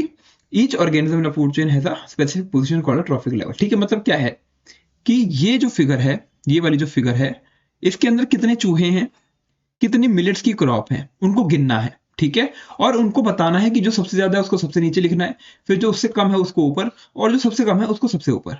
ठीक है, ये हमें समझ गए। यहाँ पे 3 elements कौन है, एक मिलेट की क्रॉप है, एक माउस है और एक ईगल है। अब हम इसको गिन लेंगे, गिन के ऑलरेडी इन्होंने लिख रखा है, हम इसको एक बार सीधा फिगर देख लेते हैं। ठीक है, तो यहाँ पे पिरामिड में देखोगे कि यहाँ पे जो है हमारी क्या होगी, क्रॉप होगी, क्या होगी, मिलेट्स। मिलेट्स सबसे ज्यादा होंगे क्योंकि प्रोड्यूसर जो होता है, प्राइमरी प्रोड्यूसर जो होता है, वो हमेशा उसकी जो क्वांटिटी होती है वो ज्यादा होती है इन टेरेस्ट्रियल इकोसिस्टम। मतलब कि जो हमारा जमीन का क्षेत्र है, उसमें जो प्राइमरी प्रोड्यूसर्स, जो प्रोड्यूसर्स होते हैं, उनके नंबर जो होते हैं, बाय नंबर कह सकते हो, वो ज्यादा होते हैं। तो मिलेट सबसे ज्यादा होंगे, इसलिए सबसे ज्यादा उनको बेस पे रखा है, फिर माउस होगा और फिर ईगल। ठीक है, ये हो गई हमारी एक्टिविटी कंप्लीट। तो यहां पे आपने इसको सबसे बॉटम में रखा, फिर मिडल में रखा माउस को, और सबसे ऊपर रखा हमारी ईगल को। ऐसा क्यों किया? ऐसा इसलिए किया क्योंकि हर ऑर्गेनिज्म का फूड चेन में एक स्पेसिफिक पोजीशन होता है। हर ऑर्गेनिज्म का फूड चेन में एक स्पेसिफिक पोजीशन होता है, जिसको हम कहते हैं ट्रॉफिक लेवल। ट्रॉफ यानी फूड, यानी कि कौन से लेवल पे वो आएगा। ठीक है, ट्रॉफिक लेवल। जो प्रोड्यूसर्स होते हैं जैसे कि ग्रीन प्लांट्स, वो बहुत ज्यादा होते हैं और उनको फर्स्ट ट्रॉफिक लेवल पे रखा गया है। जैसे कि मिलेट्स, मिलेट्स हमारा क्या है, एक क्रॉप है, तो ये फर्स्ट ट्रॉफिक लेवल है। फिर हमारे जैसे एनिमल हो गए हर्बीवोर लाइक हेयर और डियर, उनको सेकंड लेवल पे रखा जाएगा। यहाँ पे तो माउस है, बट यहाँ पे हम माउस को भी सेकंड पोजीशन पे रख सकते हैं। थर्ड पोजीशन पे स्मॉल कार्निवोर एनिमल जैसे कि फ्रॉग हो गया, उनको हम थर्ड लेवल पे रखेंगे। और लास्ट लेवल पे रहेगा बड़े कार्निवोर एनिमल, जैसे कि जो बहुत ज्यादा मांस खाते हैं, बहुत ज्यादा मांस खाते हैं, जिसको हम कहते हैं टाइगर हो गए, वल्चर हो गए, वो हमारे नेक्स्ट लेवल पे आएंगे। ठीक है, ऑक्यूपाई द नेक्स्ट लेवल। तो ये तो हमारी हो गई एक trophic level. Food chain represented by a pyramid, यानी पिरामिड होता है ना, ऐसे पिरामिड होता है। ठीक है, पिरामिड ऑफ गाजा देखा होगा आपने, तो उस तरीके से ये पिरामिड है। और पिरामिड में हम डिफरेंट ट्रॉफिक लेवल्स को शो कर रहे हैं। ठीक है, आई होप आपको इतना बहुत अच्छे से क्लियर हुआ होगा। ठीक है, बहुत अच्छे से क्लियर हुआ होगा। अब एक एक्टिविटी करते हैं, let us trace and link. अब वापस से ट्रैक ट्रेस करते हैं और लिंक करते हैं। ठीक है, यहाँ पे देखो, जब एक चेन ना होके बहुत सारी चेन हो जाती है, जैसे यहाँ पे एक फूड चेन थी, ग्रास, फिर ग्रास होपर, फिर फ्रॉग, फिर स्नेक, फिर ईगल, एक फूड चेन थी। ऐसी बहुत सारी फूड चेन जब कनेक्ट हो जाती हैं, उनको कहते हैं हम फूड वेब। जब बहुत सारी फूड चेन कनेक्ट हो जाती है, उसको कहेंगे फूड वेब। जैसे कि ग्रास को खाया रैबिट ने, रैबिट को खाया ईगल ने यानी हॉक ने, फिर यहाँ पे ग्रास को खाया माउस ने, माउस को खाया फॉक्स ने। ठीक है, ये दूसरी। फिर ग्रास को खाया हमारे ग्रास हॉपर ने, उसको खाया बर्ड ने, बर्ड को खाया स्नेक ने, स्नेक को खाया हॉक ने। यहाँ पे ग्रास हॉपर, ग्रास हॉपर को खाया फ्रॉग ने, फ्रॉग को खाया आउल ने। तो ऐसी जो इंटरकनेक्टेड, कह सकते हो इंटरकनेक्टेड फूड चेन, इनको कहेंगे इंटरकनेक्टेड फूड चेन को हम कहेंगे food web.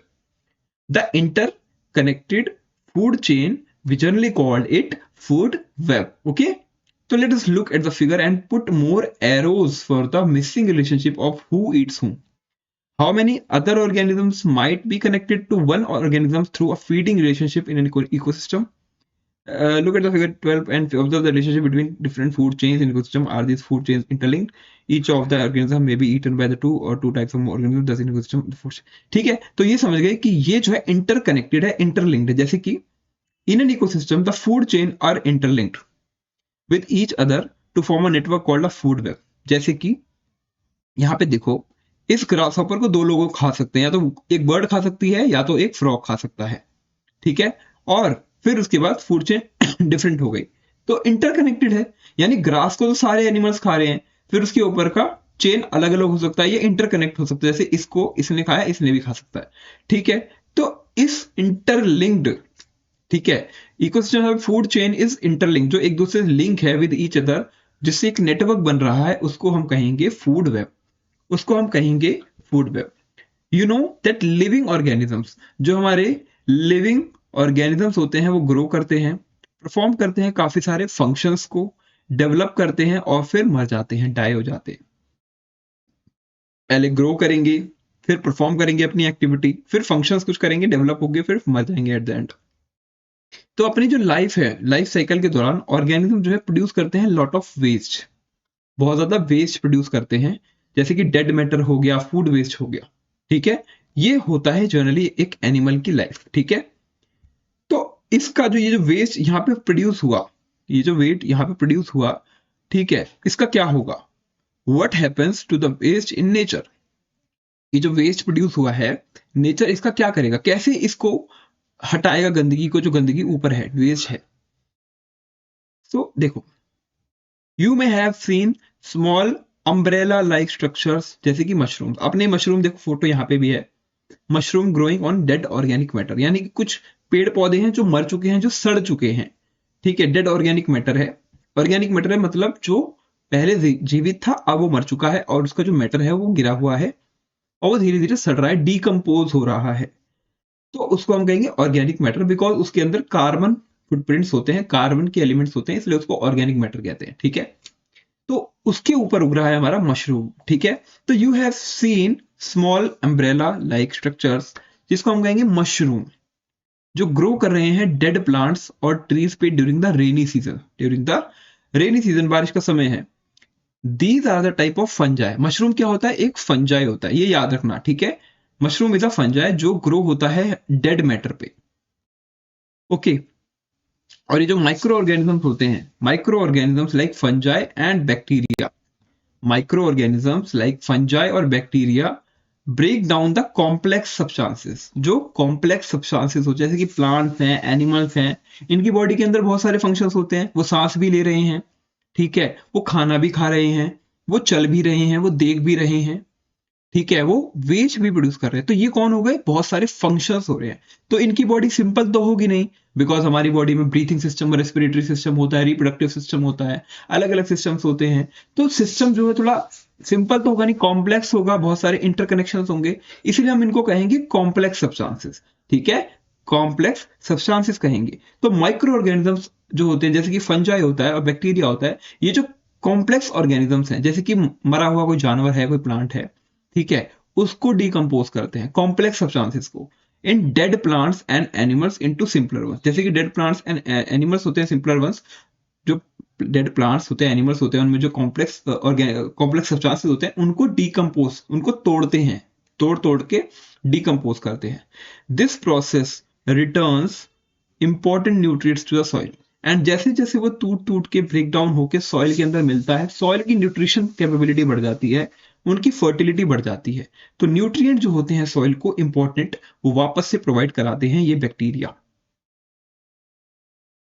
You can also find tiny insects. कुछ आपने टाइनी इंसेक्ट्स देखे होंगे, जैसे कि बीटल्स हो गए, फ्लाइज हो गए, और कुछ एनिमल ड्रॉपिंग्स, जैसे कि एन एलिफेंट डंग हो गया, एलिफेंट यानी एलिफेंट का गोबर हो गया।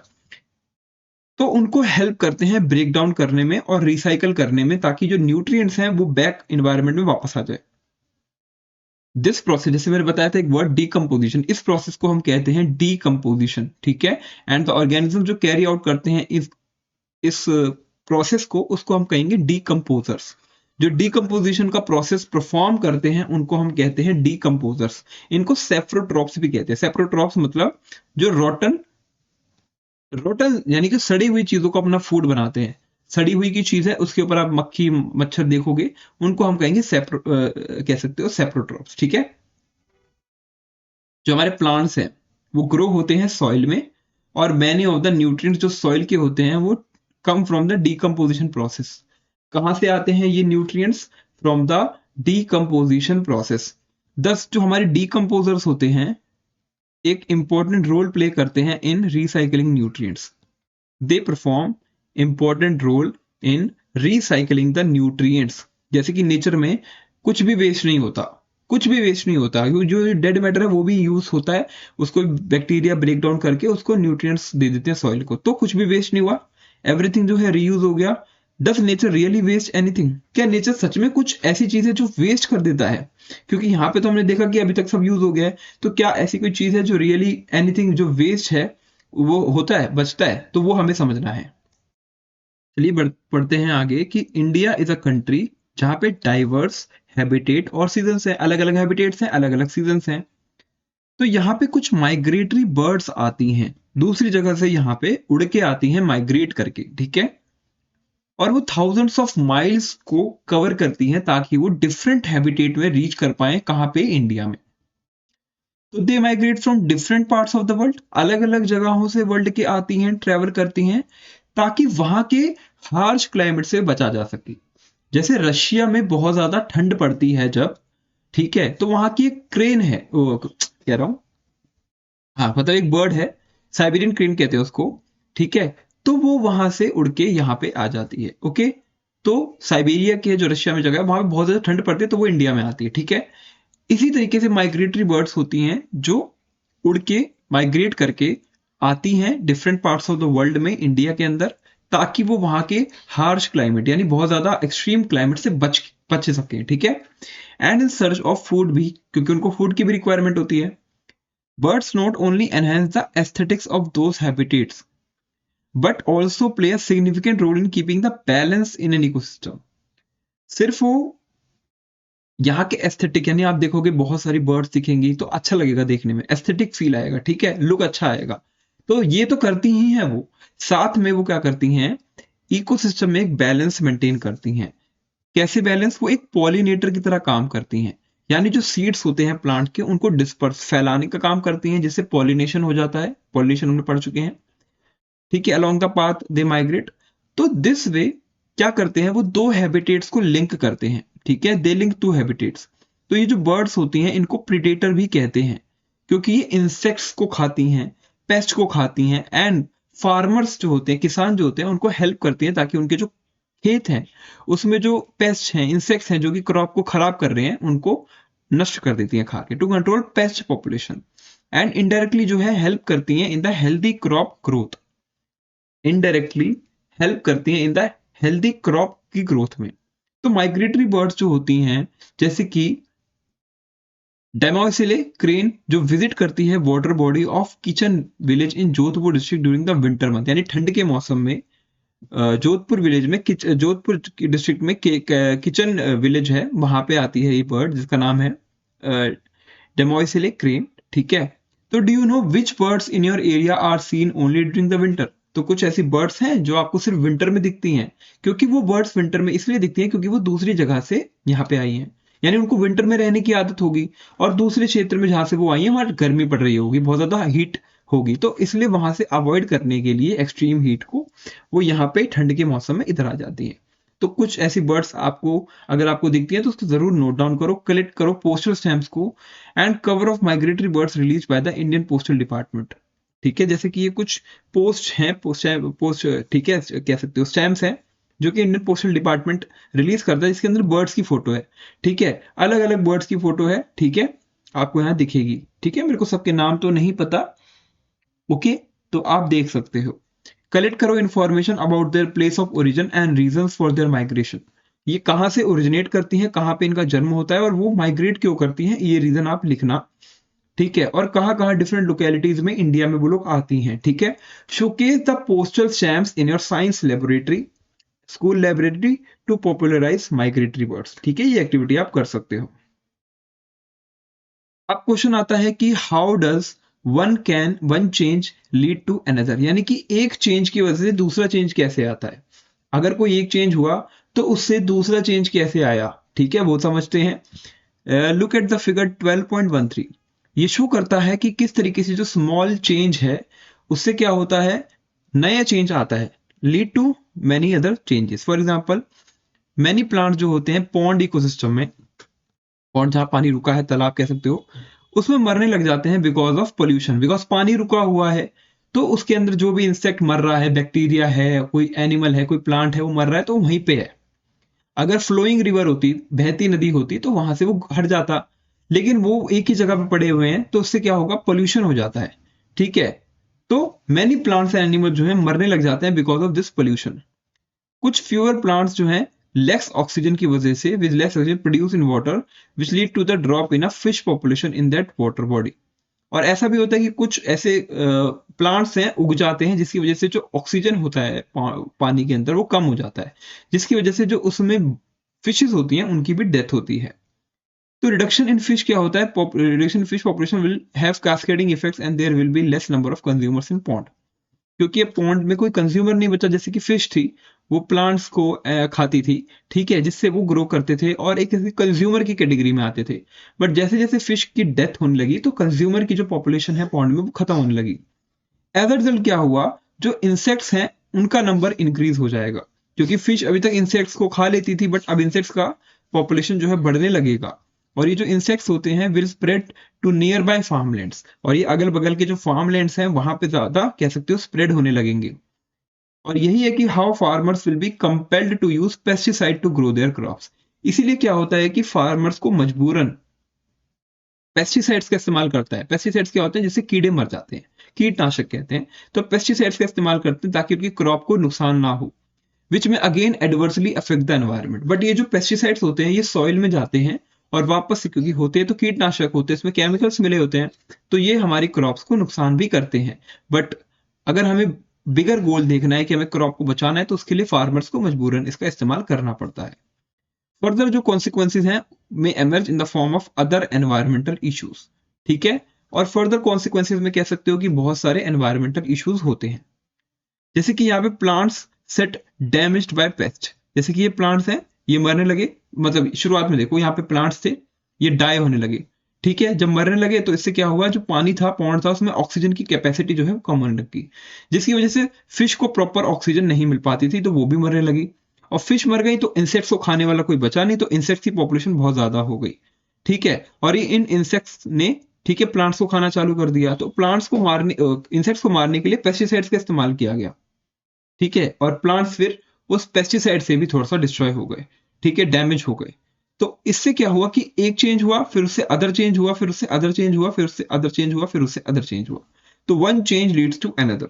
तो ये हमें दर्शाता है कि अगर कोई एक चेंज होता है एनवायरनमेंट में तो उसका प्रभाव आगे तक पड़ता है, ना कि सिर्फ उस स्पेसिफिकली उसी चीज पे आगे तक पड़ता है, क्योंकि हर चीज इंटरकनेक्टेड है। Let us read. हुआ क्या कि 1980s में इंडिया एक सिग्निफिकेंट एक्सपोर्टर था, किसका, ऑफ फ्रॉग लेग्स, यानी जो हमारे कह सकते हैं मेंढक होता है उसकी जो टांग होती है, फ्रॉग के लेग्स का एक्सपोर्टर था, specially of the Indian bull frog. ये जो हमारा बुल फ्रॉग है ये इंडियन बुल फ्रॉग है, इसकी आप शक्ल देख सकते हो, ठीक है। इसका साइंटिफिक नेम है, कोई जरूरत नहीं है लर्न करने की। दिस लार्ज स्केल हार्वेस्टिंग, ये जो लार्ज स्केल हार्वेस्टिंग मतलब इनकी बहुत ज्यादा पॉपुलेशन को बढ़ाया जाता था, बिकॉज एक्सपोर्ट करते थे 1980s में। इससे क्या हुआ, डिक्लाइन होने लगा फ्रॉग की पॉपुलेशन में, क्योंकि हार्वेस्ट करते थे फ्रॉग की पॉपुलेशन को दे देते थे वहां पे, ठीक है। तो लार्ज स्केल जो फ्रॉग की है उसकी पॉपुलेशन खत्म होने लगी। क्योंकि फ्रॉग खत्म होने लगे तो इंसेक्ट्स फ्रॉग ही खाते थे, ठीक है। Eat insects their reduce number result in rise in agricultural pest. तो हुआ क्या कि इंसेक्ट्स की पॉपुलेशन बढ़ने लगी, ठीक है। और उसको मारने के लिए एग्रीकल्चर में पेस्ट का इस्तेमाल, पेस्टिसाइड्स का इस्तेमाल ज्यादा होने लगा, तो पेस्ट की जो मात्रा थी वो भी बढ़ने लगी।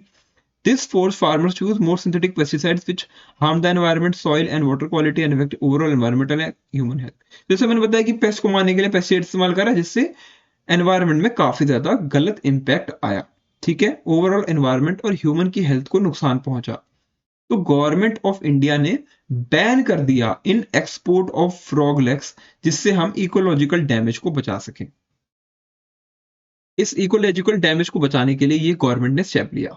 तो कह सकते हो कि एक इकोसिस्टम होता है, इन स्टे करता है balance, balance when interactions among organisms और उनके एनवायरनमेंट में उनकी पॉपुलेशन को और के रिसोर्सेज को स्टेबल रखती है। क्या बोला मैंने, एक इकोसिस्टम में क्या होता है, एक बैलेंस क्रिएट होता है जहां पे जो इंटरेक्शंस हो रहे हैं ना अमंग डिफरेंट ऑर्गेनिजम्स एनवायरनमेंट में, वो उस पॉपुलेशन को और रिसोर्स को स्टेबल रखते हैं, एक स्थायी तौर पे रखते हैं। और दिस बैलेंस इज डायनेमिक, ये एक बैलेंस जो है डायनेमिक है, कोई फिक्स नहीं है, चेंज होता रहता है, ठीक है। And can be disrupted by natural और ह्यूमन मेड चेंजेस, ठीक है। इतना हमें समझ आता है कि नेचुरल अगर कोई चेंज हुआ या ह्यूमन मेड कोई चेंज हुआ उससे इसके ऊपर इंपैक्ट बढ़ता है। क्वेश्चन आता है कि हाउ डू ये जो इंटरेक्शंस हो रहे हैं ये बैलेंस कैसे बनाते हैं इकोसिस्टम में, how do these interactions maintain balance in ecosystem. तो बिसाइड्स फीडिंग रिलेशनशिप यानी खाने के रिलेशनशिप के अलावा क्या होता है, organisms also compete for common resources, जैसे कि फूड के लिए, वाटर के लिए, फिजिकल स्पेस के लिए और सनलाइट के लिए। सभी चीजों के लिए ऑर्गेनिजम्स को कॉम्पीट करना पड़ता है, एक दूसरे से साथ कह सकते हो रेस लगानी पड़ती है कि भैया हमें ये चीज चाहिए। ये जो कंपटीशन होता है, इससे क्या होता है, पॉपुलेशन कंट्रोल होती है, कोई एक की पॉपुलेशन बहुत ज्यादा नहीं बढ़ती, ठीक है, जिससे बैलेंस मेंटेन रहता है, उनके साइज, और keep the ecosystem balance. Without it, अगर ये ना हो ना, तो एक स्पीसीज इतनी ज्यादा बढ़ जाएगी, मल्टीप्लाई टू मच, जिससे क्या हो, एक इम्बैलेंस हो जाएगा क्रिएट। ठीक है, मान लो अगर इंसेक्ट्स हैं, उनकी पॉपुलेशन बहुत ज्यादा बढ़ती गई बढ़ती गई बढ़ती गई, बहुत ज्यादा बढ़ गई, तो जितने भी हमारे ह्यूमंस के लिए खाने की क्रॉप्स है ना, वो बचेंगी ही नहीं, वो इंसेक्ट्स ही उन क्रॉप्स को खा के नष्ट कर देंगे। ठीक है, तो फिर ह्यूमंस की डेथ होने लगेगी, क्योंकि ह्यूमंस के लिए खाने के लिए कुछ बचा नहीं। ठीक है, तो ये जो कंपटीशन है ना, ये हेल्प करता है ताकि पॉपुलेशन कंट्रोल में रहे। अभी कंपटीशन कैसे आया, उन इंसेक्ट्स को खाएगा फ्रॉग। ठीक है, फ्रॉग की बहुत ज्यादा पॉपुलेशन बढ़ने लगी है, क्योंकि बहुत सारे इंसेक्ट को फ्रॉग खाने लगे, तो फ्रॉग की पॉपुलेशन बढ़ने लगी। ठीक है, फिर क्या होगा, फ्रॉग को कौन खाएगा, स्नेक, तो स्नेक की पॉपुलेशन बढ़ने, स्नेक को कौन खाएगा, ईगल, ईगल की पॉपुलेशन। तो इस तरीके से जो बैलेंस है ना, ये मेंटेन कौन करता है, ये कॉम्पिटिशन। ठीक है, there are other types of relationship too, other type of relationship भी होते हैं based on the example given above, what you observe. तो यहाँ पे देखो, competition among a community in an ecosystem, ये कोई इकोसिस्टम है, जब पॉन्ड इकोसिस्टम है, तो यहाँ पे फिश है, यहाँ पे इंसेक्ट्स हैं, यहाँ पे ये बर्ड्स हैं, और इनके बीच में कंपटीशन है। ठीक है, कि फिश इसको खा रही है, फिर फिश को ये लोग खा रहे हैं। ठीक है, तो एक बैलेंस मेंटेन कर रहे हैं। तो कुछ टर्म्स हैं, इंपॉर्टेंट है। पहला टर्म है म्यूचुअलिज्म। यहाँ पे दोनों ऑर्गेनिज्म जो है बेनिफिट होते हैं, जो खा रहा है, मतलब म्यूचुअलिज्म देखो क्या, फॉर एग्जांपल हनी बीज और flowers.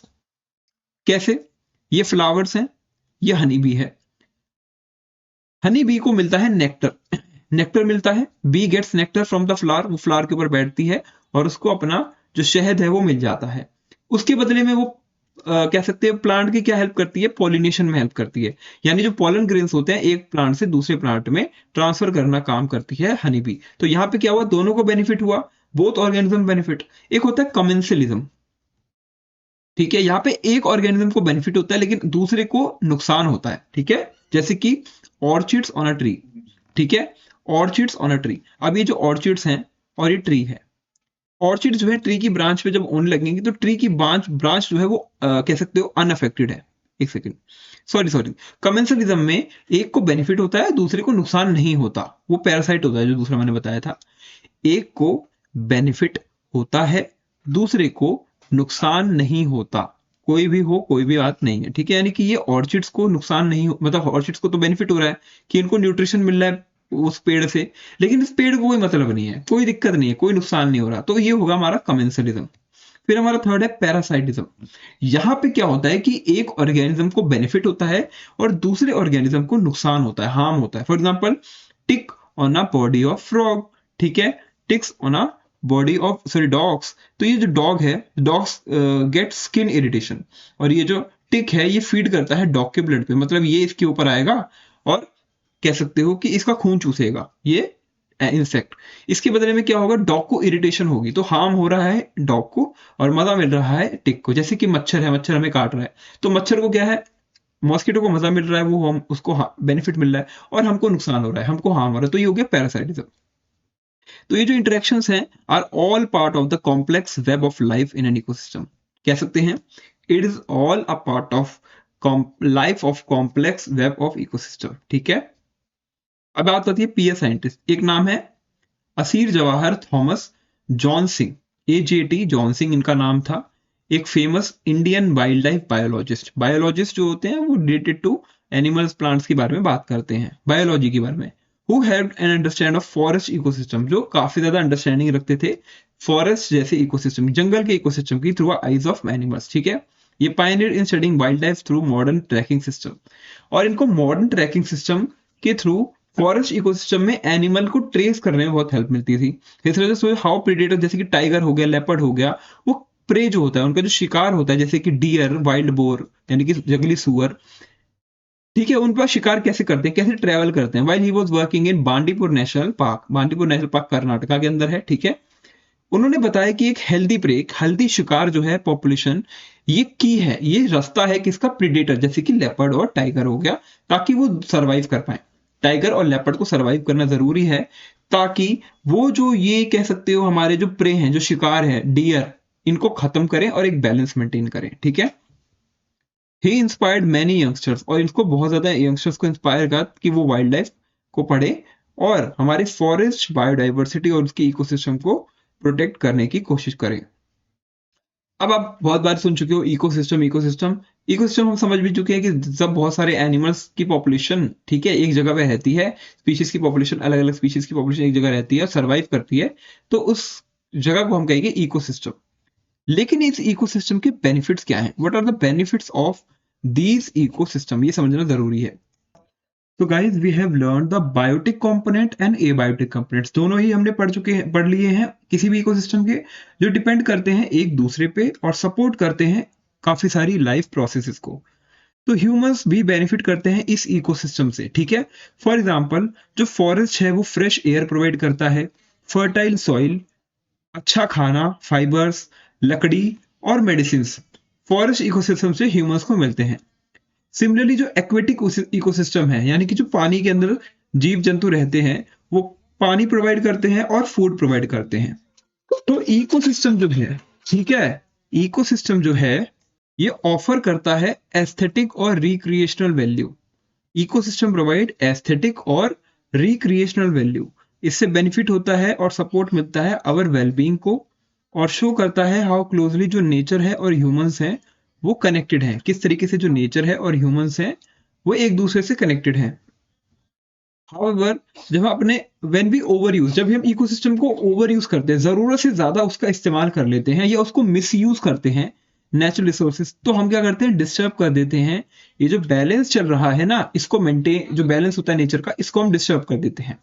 Now let us look at the real life example of a threatened ecosystem. एक थ्रेटेंड इकोसिस्टम है जिसको काफी ज्यादा प्रभाव पड़ा है आने वाले कुछ दिनों में, मतलब बीते कुछ दिनों में, इसको कहेंगे हम इकोसिस्टम में प्रभाव पड़ा है।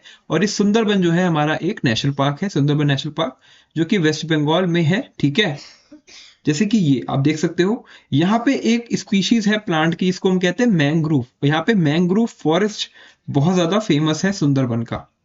तो Sundarban have the largest mangrove forest, Sundarban में सबसे बड़ा मैंग्रोव का फॉरेस्ट है वर्ल्ड में, लोकेटेड बिटवीन द गंगा और ब्रह्मपुत्रा रिवर, दोनों रिवर आके मिलती हैं वहां पे इंडिया और बांग्लादेश में।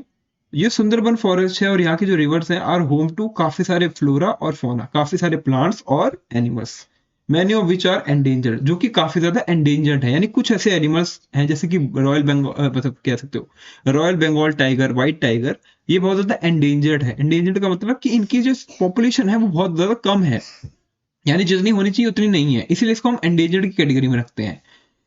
तो जो सुंदरबन है ये एक नेशनल पार्क है, तो बनाया गया है ताकि इनकी पॉपुलेशन को प्रोटेक्ट कर सके, इन प्लांट्स और एनिमल्स की, by slowing down the strong winds and waves during storms और फ्लड्स। ऑल्सो ये हमारे जो कोस्टल एरियाज है, जब कोई तूफान या साइक्लोन आता है तो उसको ये जो फॉरेस्ट होता है, क्योंकि इनकी जड़ें बहुत ज्यादा मजबूत होती हैं, ये उसको रोक लेती हैं। ठीक है, जो ट्रीज हैं ये कार्बन डाइऑक्साइड को एब्जॉर्ब करते हैं और ऑक्सीजन को रिलीज करते हैं, और बिकॉज ऑफ इट्स इंपॉर्टेंस, इनकी इनकी इंपॉर्टेंस है, ठीक है,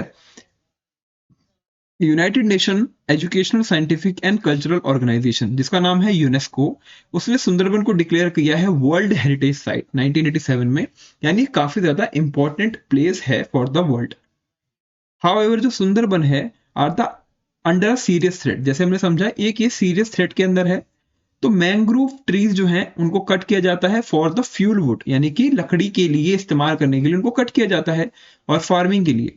और इलीगल हंटिंग और ओवर यूज जब होता है फॉरेस्ट रिसोर्सेज का, तो ये थ्रेट है वाइल्ड लाइफ के लिए जो लिविंग हो रहा है, मतलब जो रह रहा है वहां पे।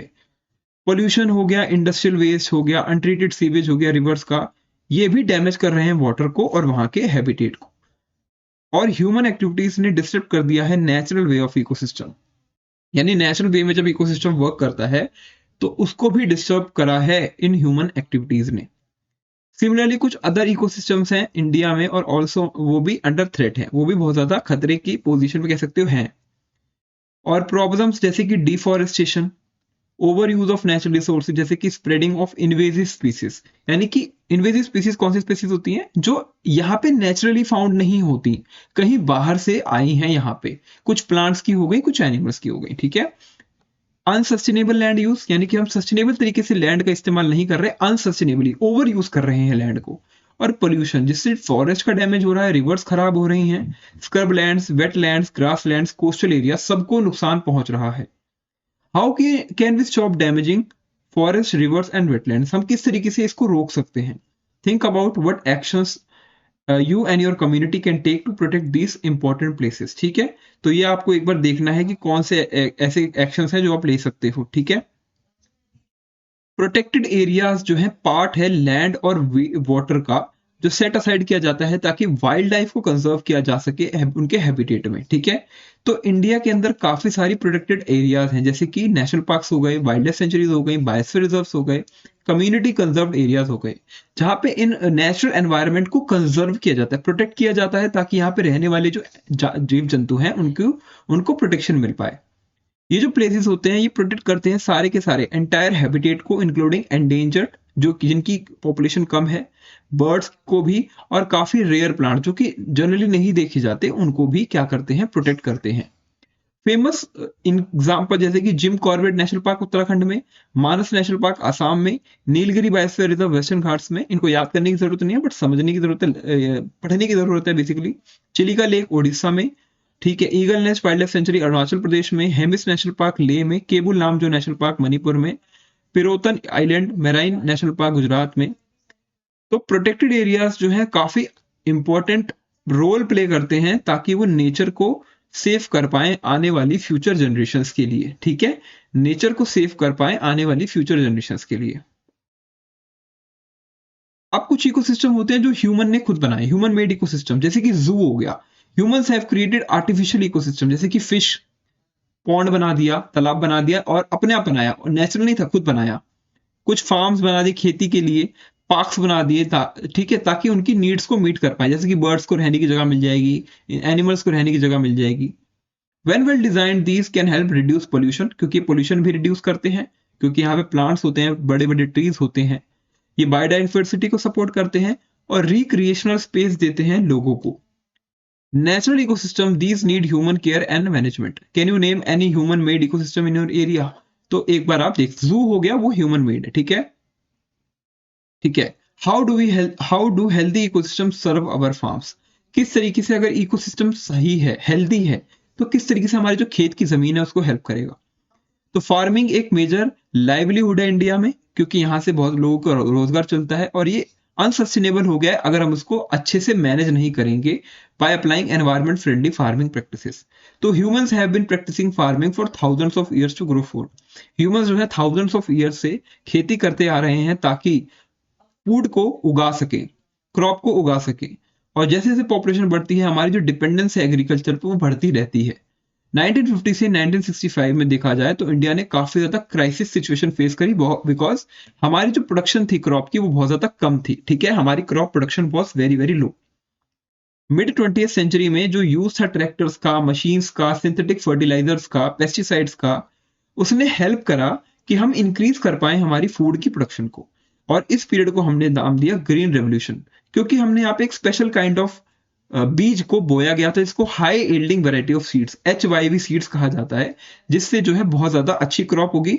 और साथ साथ हमने ट्रैक्टर्स, मशीन्स और सिंथेटिक फर्टिलाइजर्स का इस्तेमाल करा, जिससे कि क्रॉप की जो प्रोडक्शन थी वो बहुत ज्यादा इमेंसली इंक्रीज हुई।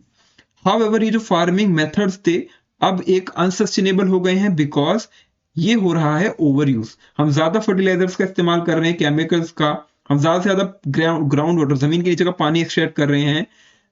ठीक है, और एक टाइप ऑफ कमर्शियल क्रॉप उगा रहे हैं। ठीक है, इससे क्या हो रहा है, एनवायरमेंट को बहुत ज्यादा नुकसान पहुंच रहा है। How do these practices harm both environment and human health? कैसे ये दोनों ही चीजें ह्यूमन हेल्थ और एनवायरमेंट को अफेक्ट करती हैं? देखो, काफी सारे साइंटिस्ट ने बिलीव करा है कि ओवर यूजिंग जो होता है पेस्टिसाइड्स का, और growing of same type of crops repeatedly on the same land leads to soil degradation. अगर एक ही जगह पे हम सेम काइंड ऑफ क्रॉप हर साल उगा रहे हैं, ठीक है, बार बार उगा रहे हैं, तो उससे जो सॉइल है उसकी जो फर्टिलिटी है, जिसमें सॉइल अच्छे से ग्रो करता है और न्यूट्रिएंट्स देता है क्रॉप को, वो खत्म हो जाती है, वो कम, मतलब खत्म या कमी हो जाती है एक तरीके से। Understanding ecosystem can help us to adopt better and more sustainable farming practices.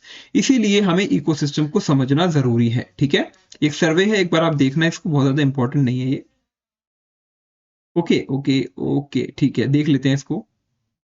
What influence do you draw from your interaction with the farmers. एक एक्टिविटी थी, उसमें हमने फार्मर्स के साथ इंटरेक्ट करा। तो उन्होंने बताया कि जो सिंथेटिक फर्टिलाइजर्स होते हैं और पेस्टिसाइड्स होते हैं वो काफी इंपॉर्टेंट रोल प्ले करते हैं इन द क्रॉप प्रोडक्शन। अगर हमें क्रॉप्स को उगाना है अच्छे से तो सिंथेटिक फर्टिलाइजर्स का, पेस्टिसाइड्स का हम इस्तेमाल करते हैं, ठीक है। और कंट्री जैसे कि इंडिया में एक फूड जो है एक सिक्योर चीज हो गया है, तो उसको हमें मेंटेन करना जरूरी है, बिकॉज इतनी पॉपुलेशन को सपोर्ट करना है, इसीलिए हम इसका इस्तेमाल करते हैं। लेकिन इनका लॉन्ग टर्म यूज जो है एनवायरमेंट को और सॉइल की हेल्थ को बहुत ज्यादा एडवर्सली इफेक्ट करता है। और ओवर यूज करना सिंथेटिक फर्टिलाइजर्स को, उससे सॉइल की फर्टिलिटी कम हो जाती है, डिक्रीजिंग फ्रेंडली और micro organism in soil and lowering the organic matter like humus. और ज्यादा इनका इस्तेमाल करने से जो ह्यूमस होता है, जो सॉइल के ऊपर की एक लेयर होती है जो फर्टाइल होती है, वो कम होने लग जाती है, जो हेल्प करती है सॉइल को बाइंड करने में, ठीक है, वो कम होती है। और विदाउट ह्यूमन इनफ ह्यूमस, अगर अच्छे से ह्यूमस नहीं प्रेजेंट होगा तो सॉइल जो है वो इरोजन के उस पे आ जाएगी, यानी सॉइल के अंदर जो उसकी उगाने की, क्रॉप उगाने की क्षमता है वो खत्म हो जाएगी। ऑल्सो वो क्या करेगी, जो पॉपुलेशन होगी नेचुरल प्रीडेटर्स की, उसको भी कम कर देगी, because ultimately increase the population of paste, because paste की पॉपुलेशन बहुत ज्यादा बढ़ जाएगी। ऑल्सो ज्यादा इरिगेशन से और रिपीटेड प्लफिंग से सॉइल ऑर्गेनिज्म जैसे कि अर्थवॉर्म और स्नेल्स हैं, जो इंपॉर्टेंट है मेंटेन करने के लिए इकोलॉजिकल बैलेंस, उनको भी बहुत ज्यादा अफेक्ट होता है। कुछ पेस्ट होते हैं जो रेजिस्टेंस डेवलप कर लेते हैं पेस्टिसाइड्स के अगेंस्ट, जिससे क्या होता है उनको कंट्रोल करना बहुत ज्यादा डिफिकल्ट हो जाता है। और ग्रो करना सेम क्रॉप को रिपीटेडली, उसको हम कहते हैं मोनोकल्चर। इसको याद रखना कि growing of same crop can reduce the crop diversity and affect pollinators which are crucial for the, कह सकते हो, प्लांट की प्रोडक्शन के लिए, ठीक है। So to make farming more sustainable, अगर फार्मिंग को ज्यादा सस्टेनेबल बनाना है तो कुछ फार्मर्स और are exploring organic and natural farming methods. कुछ फार्मर्स एक्सप्लोर कर रहे हैं ऑर्गेनिक और नेचुरल फार्मिंग के मेथड्स को, जिसके अंदर हम ज्यादा पेस्टिसाइड्स और फर्टिलाइजर्स का इस्तेमाल नहीं करते, बल्कि नेचुरल तरीके से क्रॉप को उगाते हैं। इसका एम है कि हम रिड्यूस करें हमारे सिंथेटिक फर्टिलाइजर्स का यूज और सपोर्ट करें सस्टेनेबल फार्मिंग को, जिसमें हम मिनिमल इंटरफेरेंस करें नेचुरल इकोसिस्टम में। और based on this learning, what practices do you think can help farmers to protect soil, the environment and the food security for our future? ऐसे कौन से स्टेप्स हैं जो हम ले सकते हैं, जैसे कि along with the natural farming, organic farming के साथ साथ हम कैसे ऐसे स्टेप्स हैं जो ले सकते हैं जो इनको आगे सपोर्ट करेंगे। कुछ एंशियंट टेक्स्ट थे जिसका नाम है वृक्ष आयुर्वेदा, वृक्ष का आयुर्वेद यानी पेड़ का आयुर्वेद, जो एम्फेसाइज करता है कि जो सॉइल हेल्थ है और नरिशमेंट है बहुत ज्यादा इंपॉर्टेंट है। टेक्स्ट जो है स्ट्रांगली एडवोकेट करता है for the continuous nourishment of the soil through organic manure like Kunapa jala, a liquid fertiliser. हम एक लिक्विड फर्टिलाइजर का इस्तेमाल करते हैं, कुनप जला, ठीक है। ये ऑर्गेनिकली बनाया, इसमें कोई केमिकल का इस्तेमाल नहीं किया गया, ये एनिमल और प्लांट के वेस्ट से बनाया गया, प्रोसेस ऑफ फर्मेंटेशन से, ठीक है, जो कॉम्प्लेक्स सब्सटेंसेस को तोड़ के सिंपलर वंस में कन्वर्ट करता है, एंड अदर कंपोस्टेड मटेरियल्स, ठीक है। तो ये हम इस्तेमाल कर सकते हैं। तो इसी के साथ हमारा जो चैप्टर नंबर हमारा 12 था वो भी हम कंप्लीट कर चुके हैं, कंप्लीटेड। और मैं अगेन कहूंगा, जितने भी हमने चैप्टर पढ़े उनके नोट्स, उनके क्वेश्चन आंसर्स और इस वाले चैप्टर के क्वेश्चन आंसर, और एक चैप्टर और रह गया 13, सभी के क्वेश्चन आंसर्स और नोट्स मैं आपको हमारे टेलीग्राम चैनल पे प्रोवाइड कर दूंगा, क्योंकि मुझे टाइम ही नहीं मिल पाया अपने नोट्स को प्रिपेयर करने का। तो मैं जल्दी से नोट्स प्रिपेयर करके साथ में आपको भेज दूंगा सभी नोट्स, कोई भी दिक्कत नहीं होगी। जल्दी से जाके डिस्क्रिप्शन बॉक्स में चैनल का लिंक है क्लास 8 का, उसको ज्वाइन कर लो, और फ्यूचर अपडेट्स भी मैं वहां देता रहूंगा, और कोई सब्जेक्ट, कोई सैंपल पेपर क्लास 8 से रिलेटेड मैं वहां पे अपलोड कर दूंगा, ठीक है। तो आई होप आपको वीडियो अच्छा लगा हो, आपको पूरा वीडियो अच्छा लगा हो, आपको मजा आया हो पढ़ने में। कोई भी आपके डाउट है, कोई भी आपकी सजेशन है, क्वेरी है, वो आप कमेंट्स में जरूर बताइए, ठीक है। तो मिलते हैं नेक्स्ट वीडियो में, तब तक के लिए thank you so much, goodbye guys, bye.